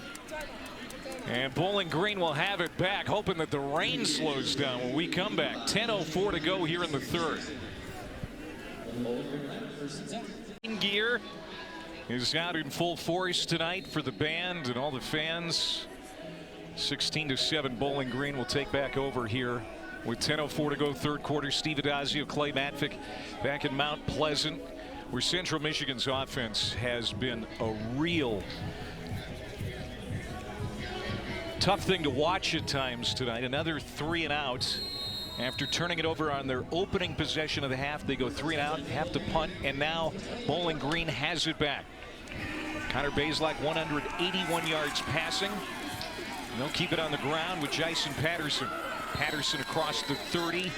Ankle tackle by Jayon Jackson. Patterson has been a nice compliment to Terrion Stewart here tonight. Do you anticipate now that Bowling Green got that touchdown in the last possession, that they rely more on the run now, try to shorten this game and get out of town? I think so. I think that's the prudent plan. We'll see how that goes. I mean, they really like Connor Bazelak to throw the ball for play actions.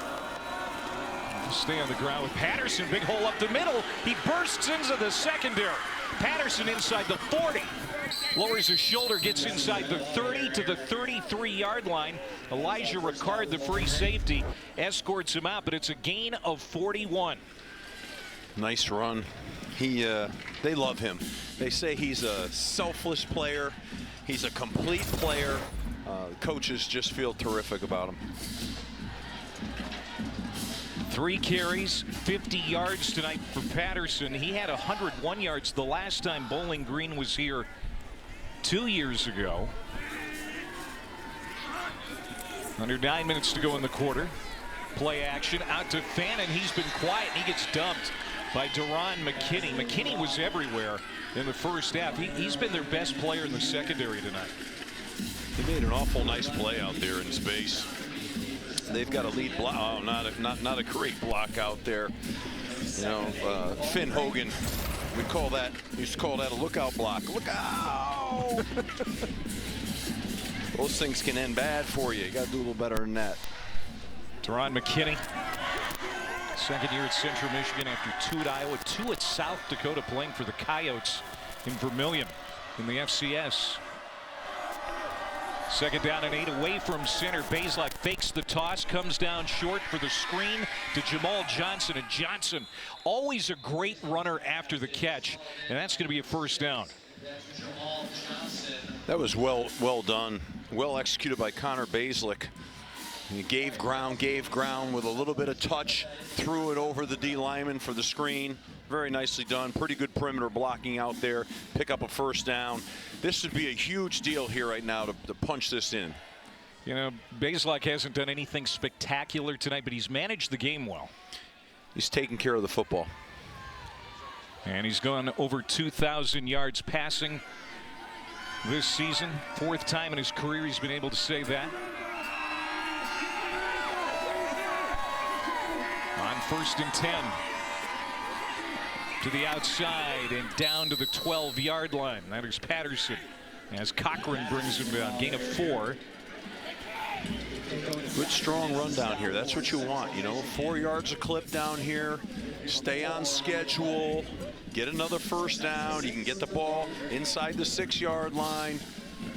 Take care of the football here. No negative yardage plays. You don't want to go backwards.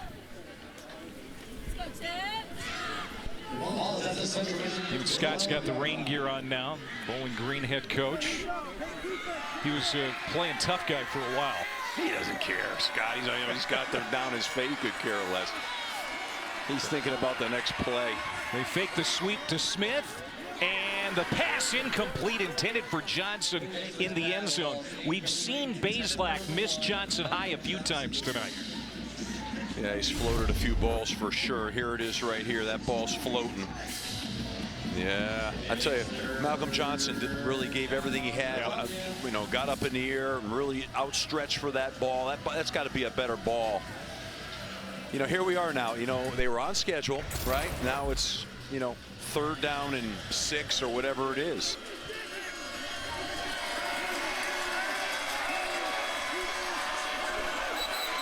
Yeah, flag. Looked like motion for the tight end Gazera. Full start. Offense, number 10. 5-yard penalty. 3rd down. Gazera had the touchdown tonight for Bowling Green. Penalty here. And that's penalty number 9 against the Falcons. So it'll be 3rd down and 11. That's what happened earlier in the game, and that's what had them kicking a lot of field goals, getting in the red zone, going backwards with misfires and penalties, and we have it again here right now. Check that, penalty number 8, nonetheless.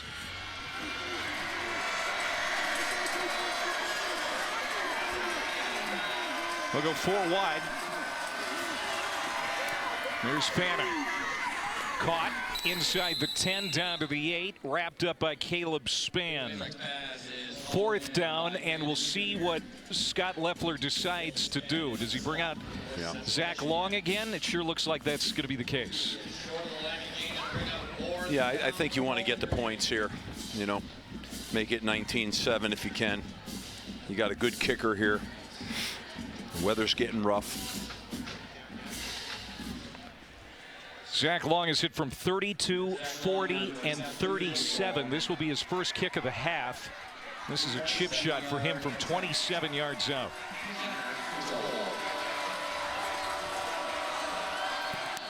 That's blocked. Blocked, and Central Michigan has it. Coming to the near sideline is Caleb Spann, and he's going to be driven out of bounds. But Bowling Green is denied. Zach Long, 3 field goals tonight, does not get the 4th. Deron McKinney, who has been exceptional tonight on defense, now gets a big play on special teams. They got penetration. 91 got up in the air and got his hand on it. Big play in the football game. All right, Tina, 6 is hard to beat. Not for us. Okay, not soccer, but football. Yes, they have a 9. Andy. A 27-yard field goal attempt from Zach Long to keep this a 16-7 game. And now Central Michigan going back to work on offense and being stacked up. Is the running back B.J. Harris.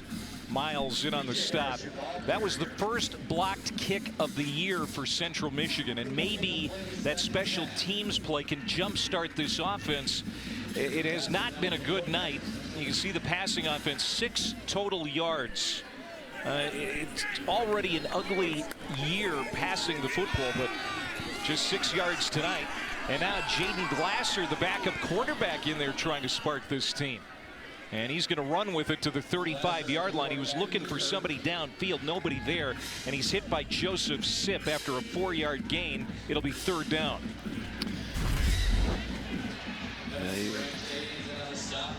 His mouthpiece was never in, but he might want to put that in.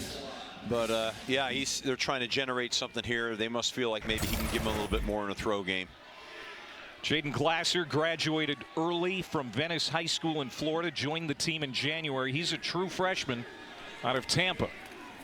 Takes the snap, will hand it off, and that's a good run for Harris, the former Missouri Tiger. And that been too many first downs tonight for Central Michigan. That's just their 6th, and that's an 8-yard pickup. They'll move the chains with 4 minutes to go in the quarter. Well, that's what they need to do, is get first downs on the ground a little bit, maybe set up a little play action. They got to get a ball down the field here at some point in time. Jaden Glasser. playing his first collegiate downs on this drive. And Harris is wrapped up and thrown back. No gain. Good play up front by Miles Bradley, the linebacker. This has got to be a nerve-wracking situation here for Glasser, a rookie, playing his first collegiate football, and it's raining like all get out. You're coming from behind, you got some tough weather elements, not easy, but sometimes, you know, this is where you find guys that emerge. 4 receivers, and it's Glasser who's going to keep it. Looks good, running the football, dives down at the 50. He wants targeting. Revels went in to try and level Glasser, and there was some helmet to helmet. Tracy Revels draws a penalty flag. Remember, Central Michigan had Leviah Brown ejected for targeting in the first half, and now Revels in trouble here. Late hit, defense, number 12. 15-yard penalty, automatic, first down. They're not going to look at targeting. Well, on the replay here. Wow. Yeah. It was close. It's close. I don't think that's targeting. I think he's trying to lead with his shoulder here. I got to tell you, I find that to be the one of the toughest plays for defenders right now in football. They're coming at a full speed, and the quarterback just snaps down to the ground. You can't stop your momentum. I don't know. I get they're trying to protect the quarterback, but tough, real tough. I think there are a lot of people who agree with you, Coach. Luke's good second effort. He's going to get 6 on that run. Marion Luke's a couple of 100-yard games this year against Ohio and Eastern Michigan. And it'll be 2nd down and 4. Central Michigan is driving here. They're getting movement up front with their offensive line right now. They're starting to get, you know, knock back BG a little bit, and I think the backs are running hard. And from the Bowling Green 30-yard line, Lukes is going to take the direct snap. Glasser lines up as a receiver wide to the right. Lukes going ahead, and he's hammered by 2 defenders. Ali Saad leading the way. That's the second big hit in the backfield he's had tonight. I think Charles Rosser got in there as well. It's a nice defensive play by the 2 of them. They got him off schedule. That's what BG needed to do. And now a third, a little more challenging 3rd and 6.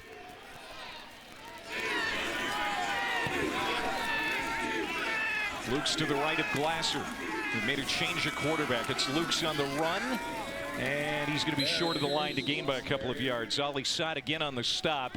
And now here's 4th down. They've got the wind at their back, but it's not as windy as it was earlier in the game. Now they got to go for it here.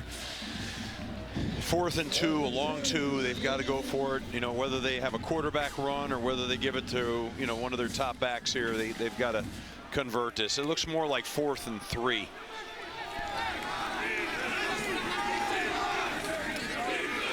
They've completed 1 pass tonight. And they'll stay on the ground. Lukes is hit in the backfield, gets away, and he's got the first down and more.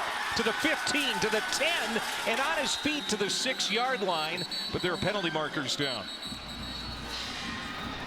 And we'll see if this is coming back. It probably is. Blocked in the back.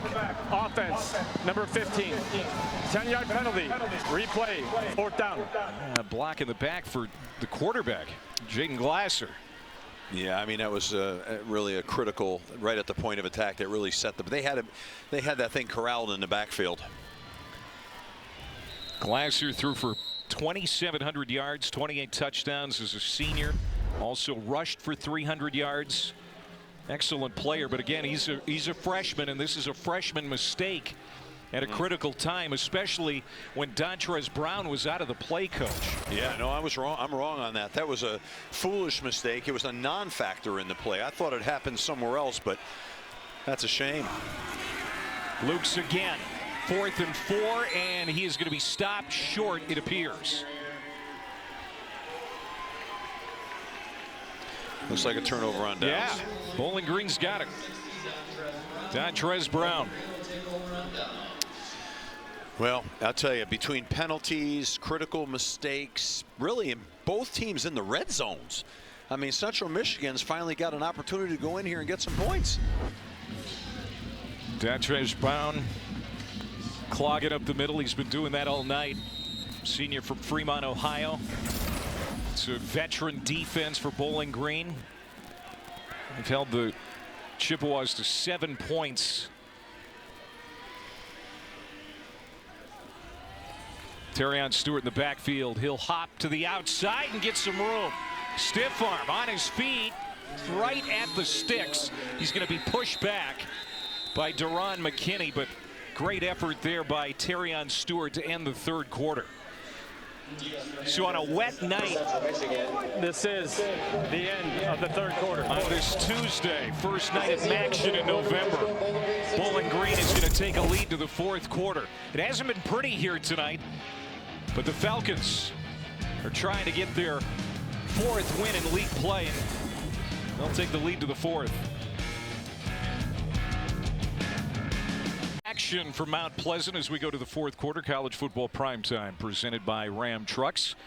With Steve Adazio, I'm Clay Matvick. Here we go in the fourth. Connor Bazelak has a touchdown pass here in the second half. He's going to be sacked. Dumped inside the 35-yard line. Pius Ojugo was in the backfield. Also, Malik Dinkins in on that sack.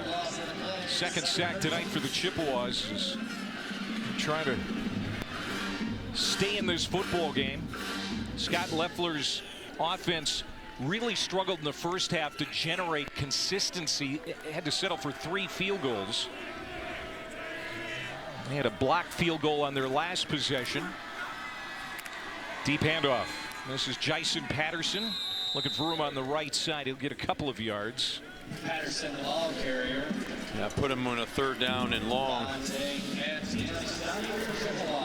That first down call, Clay, they had really was a coverage sack. You know, there was nowhere to go with that football for Connor. So you're on third down here now. It'll be interesting to see if they're going to run a screen here or will they, you know, try to throw for that first down and get beyond the sticks. Bowling Green going for its third straight win here tonight. Central Michigan trying to avoid its first 4-game conference losing streak since 2018. Stewart is stopped. Great second, great third effort to get across the 40-yard line. Going to be well short of the first down yardage. And Bowling Green's going to have to punt. But that's an A for effort for Terrion Stewart. These backs for Bowling Green, they play with great effort, great pad level, and you know, Terrion is to me is just really a terrific balance and power guy.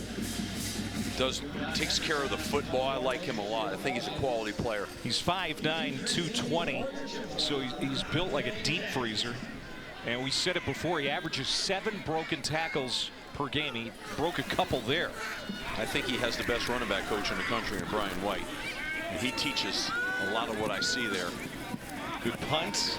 Takes a nice roll for John Henderson, and it's going to be down at the 2. Down by Patrick Day. 56-yard punt for Henderson. 16-7 Bowling Green here in the fourth. The MAC on ESPN Plus, your exclusive home for more than 700 games and events. Also the destination for all MAC championships. If you don't have ESPN Plus yet and you're a MAC fan, you gotta get it. Clay Matvick, Steve Adazio back here on first night of action in Mount Pleasant. 16-7 Central Michigan with their worst starting field position of the night. They're backed up to their own 2 after that long punt by John Henderson. And this offense has been anemic tonight. Jaden Glasser, the backup quarterback tonight, coming in on the last series. He'll hand off to Marion Lukes. Tyler Jefferson started and led a touchdown drive late in the first half to get Central Michigan back in this football game, but he completed 1 pass before leaving the game. Not to say that his night is over, and we have yet to see Jaden Glasser pass successfully. Well, there's two glaring things going on here. One, as you just said, I mean, 6 yards worth of passing yards for Central Michigan, but both teams, but BG 3 of 13 and Central Michigan 4 of 10 on third down conversions. I mean, you're not moving the chains. Luke's again. And it's going to bring up 3rd down and 5 as Tracy Revels, who avoided the targeting call earlier. It looked like it on first blush. He makes the stop. 3rd down and 5. And you see Central Michigan tonight 4 of 10.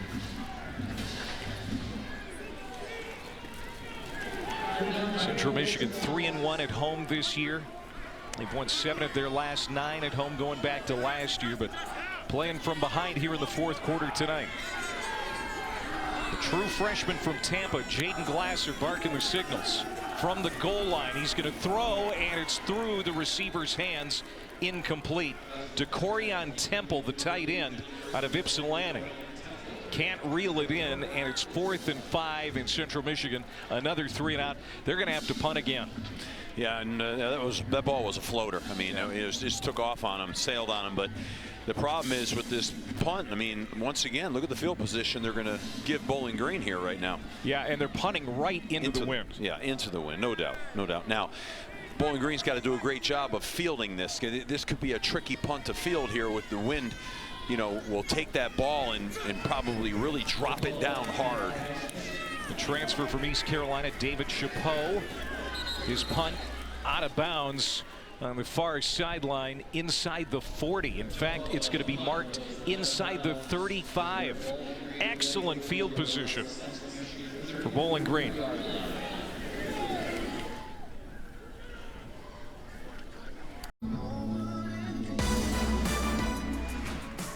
ESPN's College Football Primetime is presented by Ram Trucks, built to serve.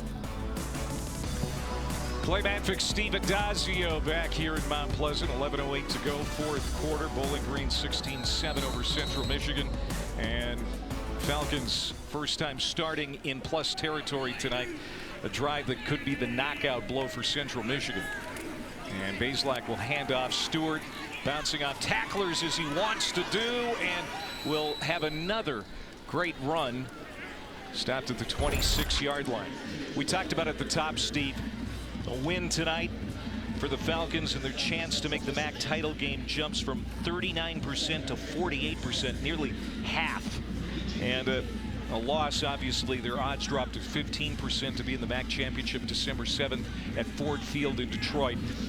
And, you know, it hasn't been a pretty game by any stretch of the imagination for Bowling Green, but if they can march in and score, especially touchdown, that'll probably be the haymaker. Yeah, it doesn't matter how pretty or not pretty, just get in the end zone. Find a way to get in the end zone. Stewart wrapped up behind the line of scrimmage. Kwiatkowski has been anything but quiet tonight. He's had another solid game at middle linebacker. 2nd in the MAC in tackles for loss coming in. And that's another one. That's a loss of 1. Not a lot of blocking out there going on right now. That play before that, that was, you know, that was all Terrion Stewart on his own, breaking tackles and trying to make yards with not much happening in front of him. So it'll be 3rd down and 4.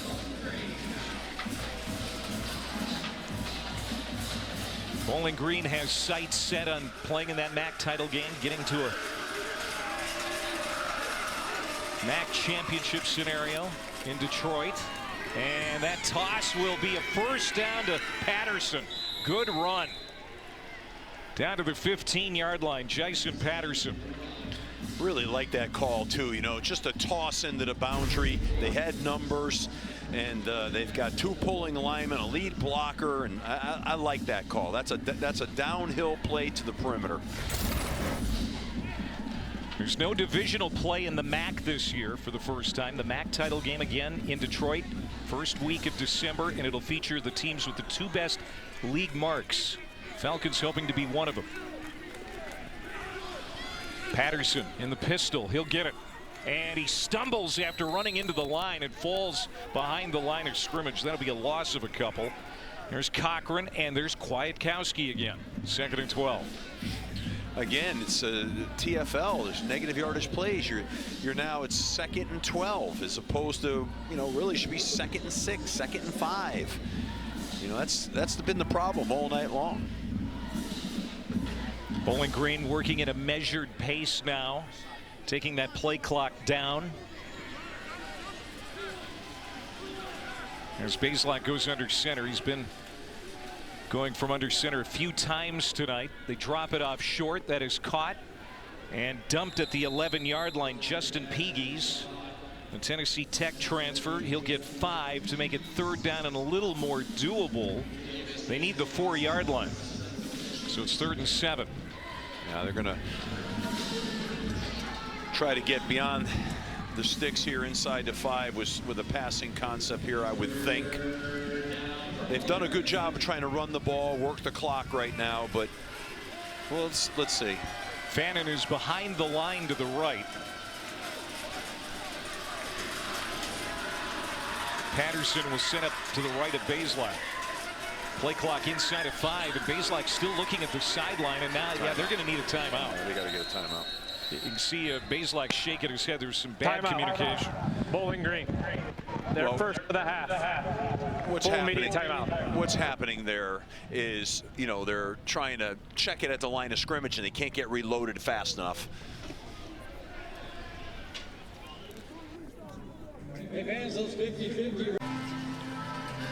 It's been a frustrating night for Scott Loeffler at Bowling Green, but they can get out of here with a win on a rainy night. Loeffler talked about his mentors. He said Lloyd Carr, Urban Meyer, Frank Beamer, and you, my partner, Steve Adazio.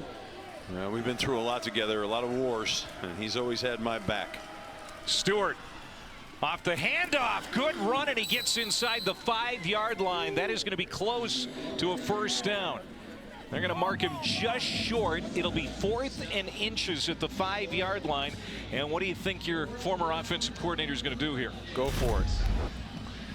I thought he got the 1st down here. I'm kind of looking at it right now. There's, on this replay, he's well over the 5-yard line there. Can they review that? I don't know. I would review that. That looks like it was a 1st down.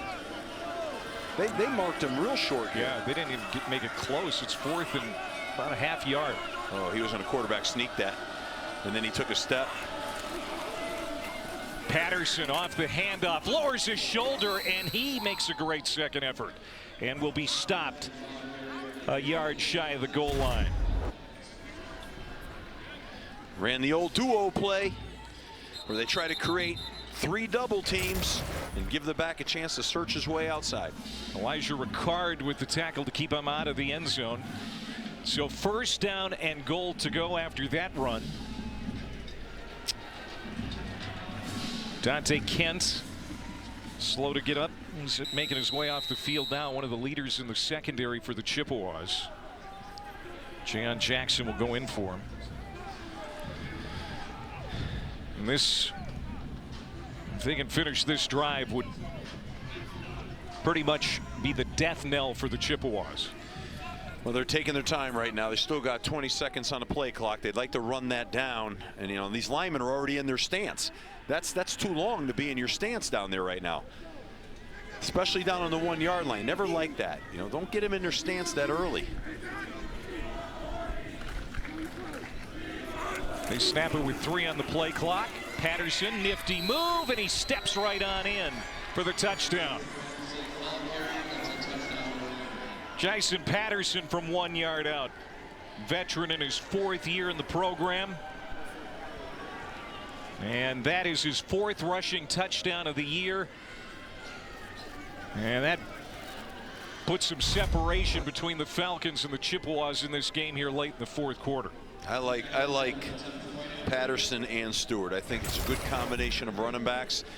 I think they've got to get the front playing a little bit more consistently to allow them to be more consistent in their runs. I think it'll help the quarterback. And Long with the extra point.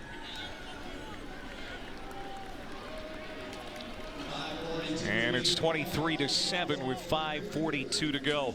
Scott Loeffler told us this week, he said, if we can find a way tonight, we have a chance to win this league. We need to be us.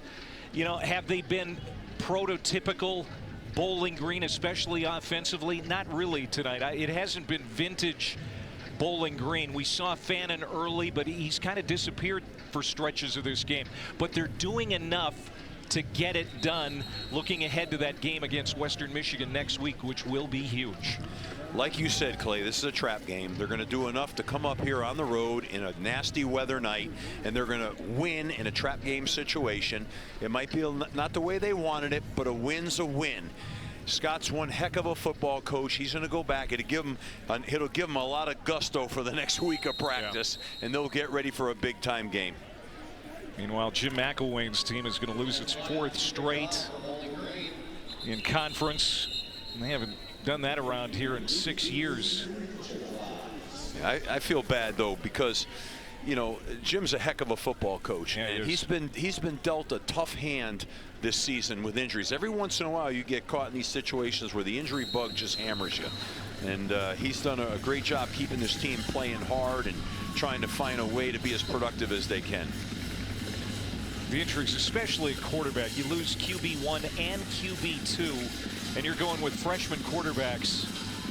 At this point in the season, it is really tough. End-over-end kick, and Luke's is going to let it bounce in the end zone. Touchback to the 25.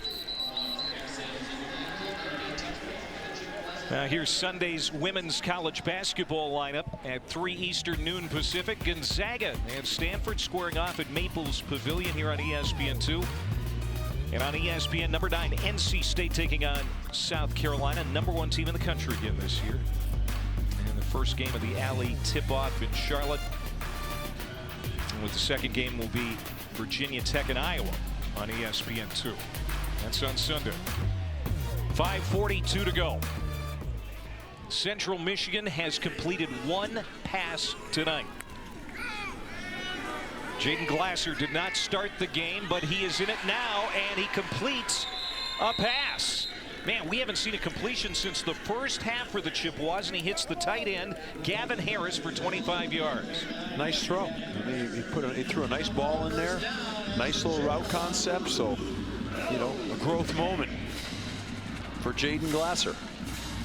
Harris, the Howard transfer, gets him out near midfield. And now 2 completions in a row. Glasser's on a roll here as he gets it to Solomon Davis. That's a gain of 7. Now they're cutting the true freshman loose here late. Well, they have to, right? I mean, they need to grow as an offense, and in order to do that, he's got to throw the football. So that's what they're doing right now. I mean, obviously they're trying to come from behind, but they're also working on the future here. Through 28 touchdowns as a senior in high school near Tampa, Florida, and that's going to be a first down. He strings 3 in a row together. This time he hits Jesse Pruitt, former walk-on. Gain of 7 and a Chippewas first down.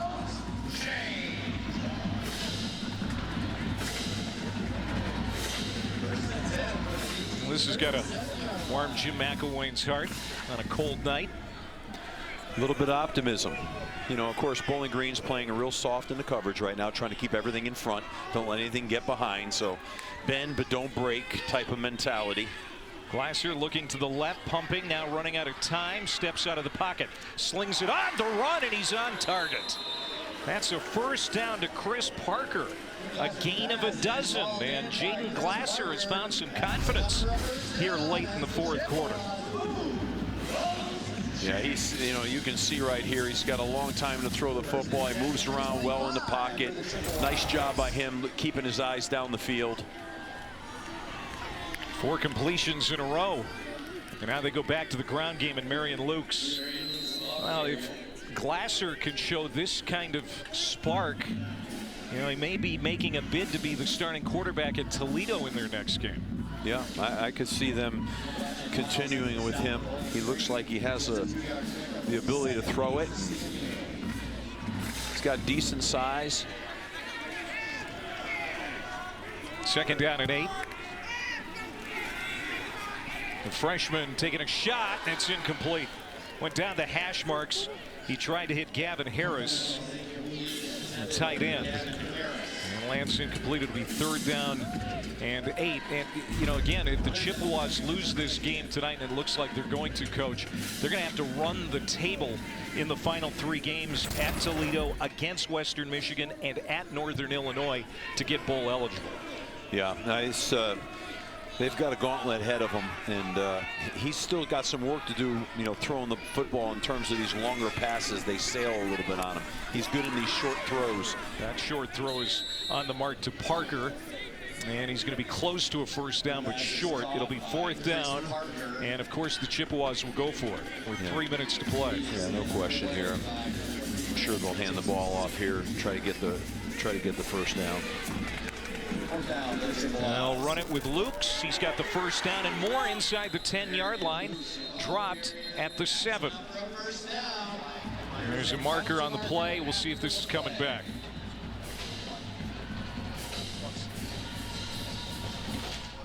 Penalties have certainly been an underlying story of this game. Looks like they have a face mask call here on the defense. After the play is over, personal foul, face mask, defense, number 16. At the distance to the goal, automatic first down. I mean, you know Scott personally. You guys have spent a lot of hours talking football together. He worked for you a couple of different places. He is not going to be happy with these penalties tonight, even if they get out of here with a win. I'm sure. Look, I can see, there you see right there on the screen. He's seething right now. I mean, what are we? You know, we're trying to get out of this game right now. We got another penalty after the play with a face mask. I mean, that's just, you know, that just tries your patience. Glasser heated up, and down he goes, sacked. Dropped at the 13 by Dontrez Brown. There's another flag. I don't know what this is. Dropped out of the secondary. Holding, defense, number 2. At the distance to the goal from the previous spot, automatic first down.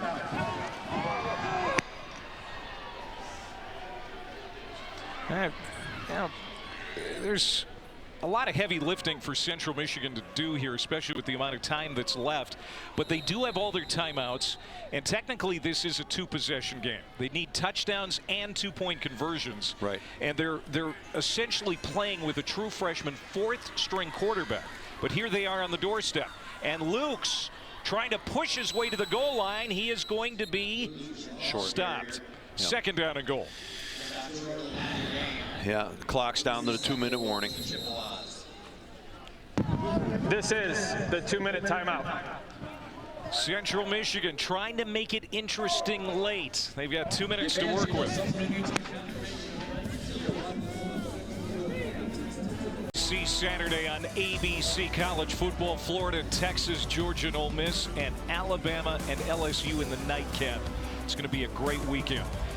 That man, Jared Glasser, true freshman, getting his first collegiate action here tonight.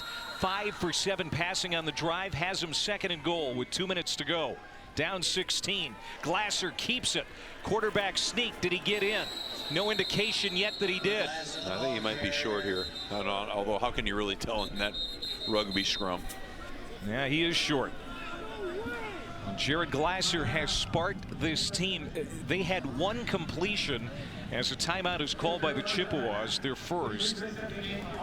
Steve, they had 1 completion all night, and Glasser has gone 5 for 7 on this drive that has covered 75 yards. The rookie has sparked this team late. It may be too late, but this may be an indication of how Jim McElwain may go at quarterback in the next game, especially if Bert Emanuel is still out. He's week to week right now with an ankle injury, but he was on crutches earlier this week.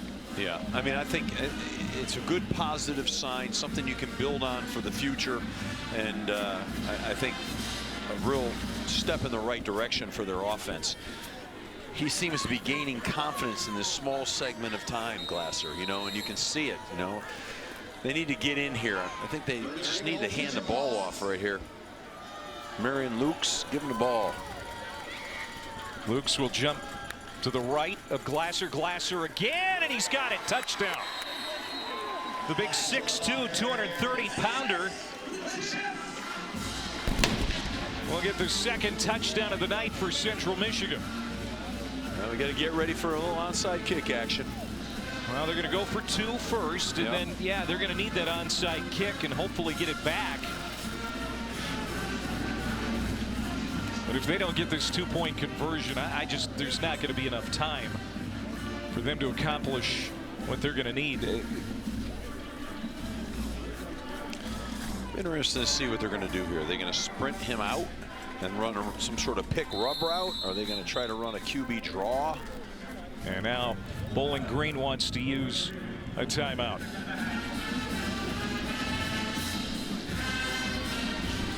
And the Falcons, they still have 1 timeout remaining.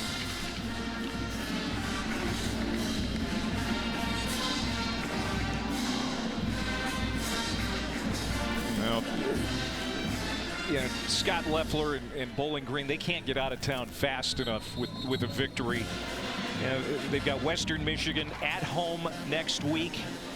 They've got a game at Ball State, and then they finish with the defending MAC champions Miami again at home, and they hope to be playing in that MAC title game on December 7th in Detroit. But they knew that Central Michigan was not going to be easy tonight, even with their quarterback issues, because the weather was going to be a factor, and it certainly has been since the opening kick. Going for 2. Glasser out of the shotgun. Inside handoff to Lukes, and he did not get there. Brock Horn, the middle linebacker, with a big tackle. And with 1:50 to go, it stays 23-13, 10-point deficit. That was really a big play right there for Bowling Green to be able to stop this. Yeah, this is huge. Yeah, it makes it 2-score, you know. So, well, they're going to get ready for the onside kick, and I don't care who you are, man. When you line up, you're on the receiving team, and you are like holding on right now, because you just never know how that ball's going to swivel and move. And when you're the guy kicking the onside kick, you're just hoping your kicker gives you a chance. So these things are, you work on them every week. You don't work a lot on them, but every week you cover it, and you hope you don't have to use it, and here you are. Look at the Bowling Green hands team. Every available receiver and running back. Sure hands guys. Of course, Harold Fannin, even though he's a superstar, they can ill afford to get hurt. He's going to be out there on special teams in a situation like this. Sure, absolutely, and you're right. And you hold your breath. You got to have guys that really want to go get the ball in this situation. Matson's kick is recovered by Bowling Green. And it was not a great onside kick, really not that much of a challenge for the Falcons to get on it. And with 1:49 to go, they can milk this one away and get out of Mount Pleasant with victory number 4 in MAC play and go over 500 overall at 5-4. Well, the Chippewas have a couple of timeouts, so they're going to have to hand the ball off here and probably get 1 first down. Just take care of the ball. This is where you're telling that running back right now. Carry that 2 hands high and tight, cover the ball. Don't try to twist for extra yards. Oh, getting loose is Terrion Stewart. Man, Stewart's still running hard. That's a gain of 17 as you look ahead to what Bowling Green has next week. First place, Western Michigan. They're going to host Northern Illinois tomorrow night. They're going to try to go to 5-0. Their quarterback, Hayden Wolf, having a really nice year. Then at Ball State, and again, a tough one, Miami on November the 29th.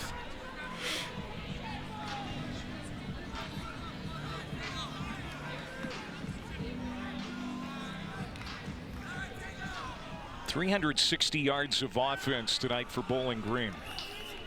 That's what come on. They stemmed the front and BG moved. We've already talked about the penalties for the Falcons tonight. And that would be a dozen. I'm not even coaching right now, and I'm feeling it up here right now. Watching these penalties is stressing me out right now. I got to tell you the truth. Come on, fellas. You got to close this game out here right now.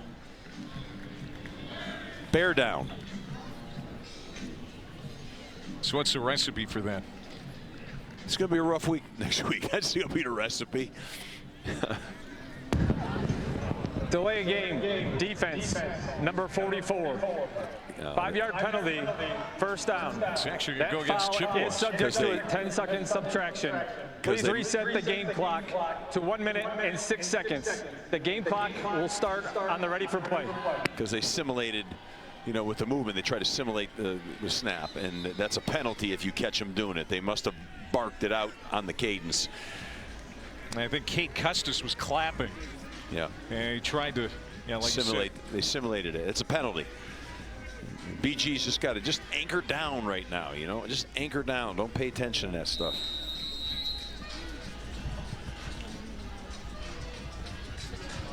The penalty has been called more this year. It's been an emphasis by the officiating crews. Yeah. Under a minute to go. I'm glad, because that used to wear me out, you know. That used to happen all the time. Well, you're an old O-line coach, especially, you know, your O-line gets drawn offside. That's gonna rankle you a bit, I'm sure, as Stewart carries ahead. Yeah, let's get some more penalty flags in there. We can't get out of here without another flag. I think they're going to have movement here. It's been a long night for referee Rich Edwards and his crew. Kendall, what was your number? What? Holding, offense, number 55. 10-yard penalty, first down. Central Michigan penalty. is elected to have the game clock start on the snap. On Fadu Kasi tonight. The drummer. He's a drummer. He taught himself how to play the drums. Is he any good? I don't know, but he needs to get back on playing those drums and, you know, soothing himself a little bit. Maybe we can get rid of some of these penalties. He comes from a long line of football family now. Two brothers playing in the NFL. Great family, great football player. He's going to be a really good football player. Stewart leaks into the secondary. He's making a sprint for the end zone. Terrion Stewart knocked out at the 3-yard line. Mercy. Terrion Stewart with a 29-yard gallop, and he's over 100 yards rushing tonight. I tell you what. Have I told you I like him as a running back? Yeah, you've mentioned it a couple of Stewarts I've liked running backs, huh? Stewart on Jacksonville. Jacksonville State's Trey Stewart. Yeah, you liked him. I love him. Yeah. I really am into Terry, and I think he's a really good player. Runs with a low pad level. He's got great balance. I like him a lot. This is my favorite formation right here in football. It's called victory. And they're in it. It's a nice feeling. Now, Bowling Green is not going to be pleased with some of the details tonight, but they will certainly be pleased with win number 4 in MAC play. 23-13 the final. I thought that Harold Fannin would be more of a dynamic impact. I mean, he made 5 catches right out of the gate in the first half. He'll finish with 7 for 86 yards, no touchdowns. Connor Bazelak, very steady, very cool, calm, and collected. Bowling Green certainly has to work through some things going into that Western Michigan game, but they're in this thing. They're in the hunt in the MAC. They want to be in Ford Field in December. They got a really good football team. They got a really good head football coach and a good staff. They just need to get back in that groove and smooth this out and get ready for this home stretch. I think they're going to be a team to be reckoned with. I like them down the finish. Meanwhile, Central Michigan falls to 1-4 in the MAC, 3-6 overall. On a wet night in Mount Pleasant. It's a win for Bowling Green, 23-13 the final. For Steve Adazio and our entire crew, I'm Clay Matvick saying so long from Central Michigan.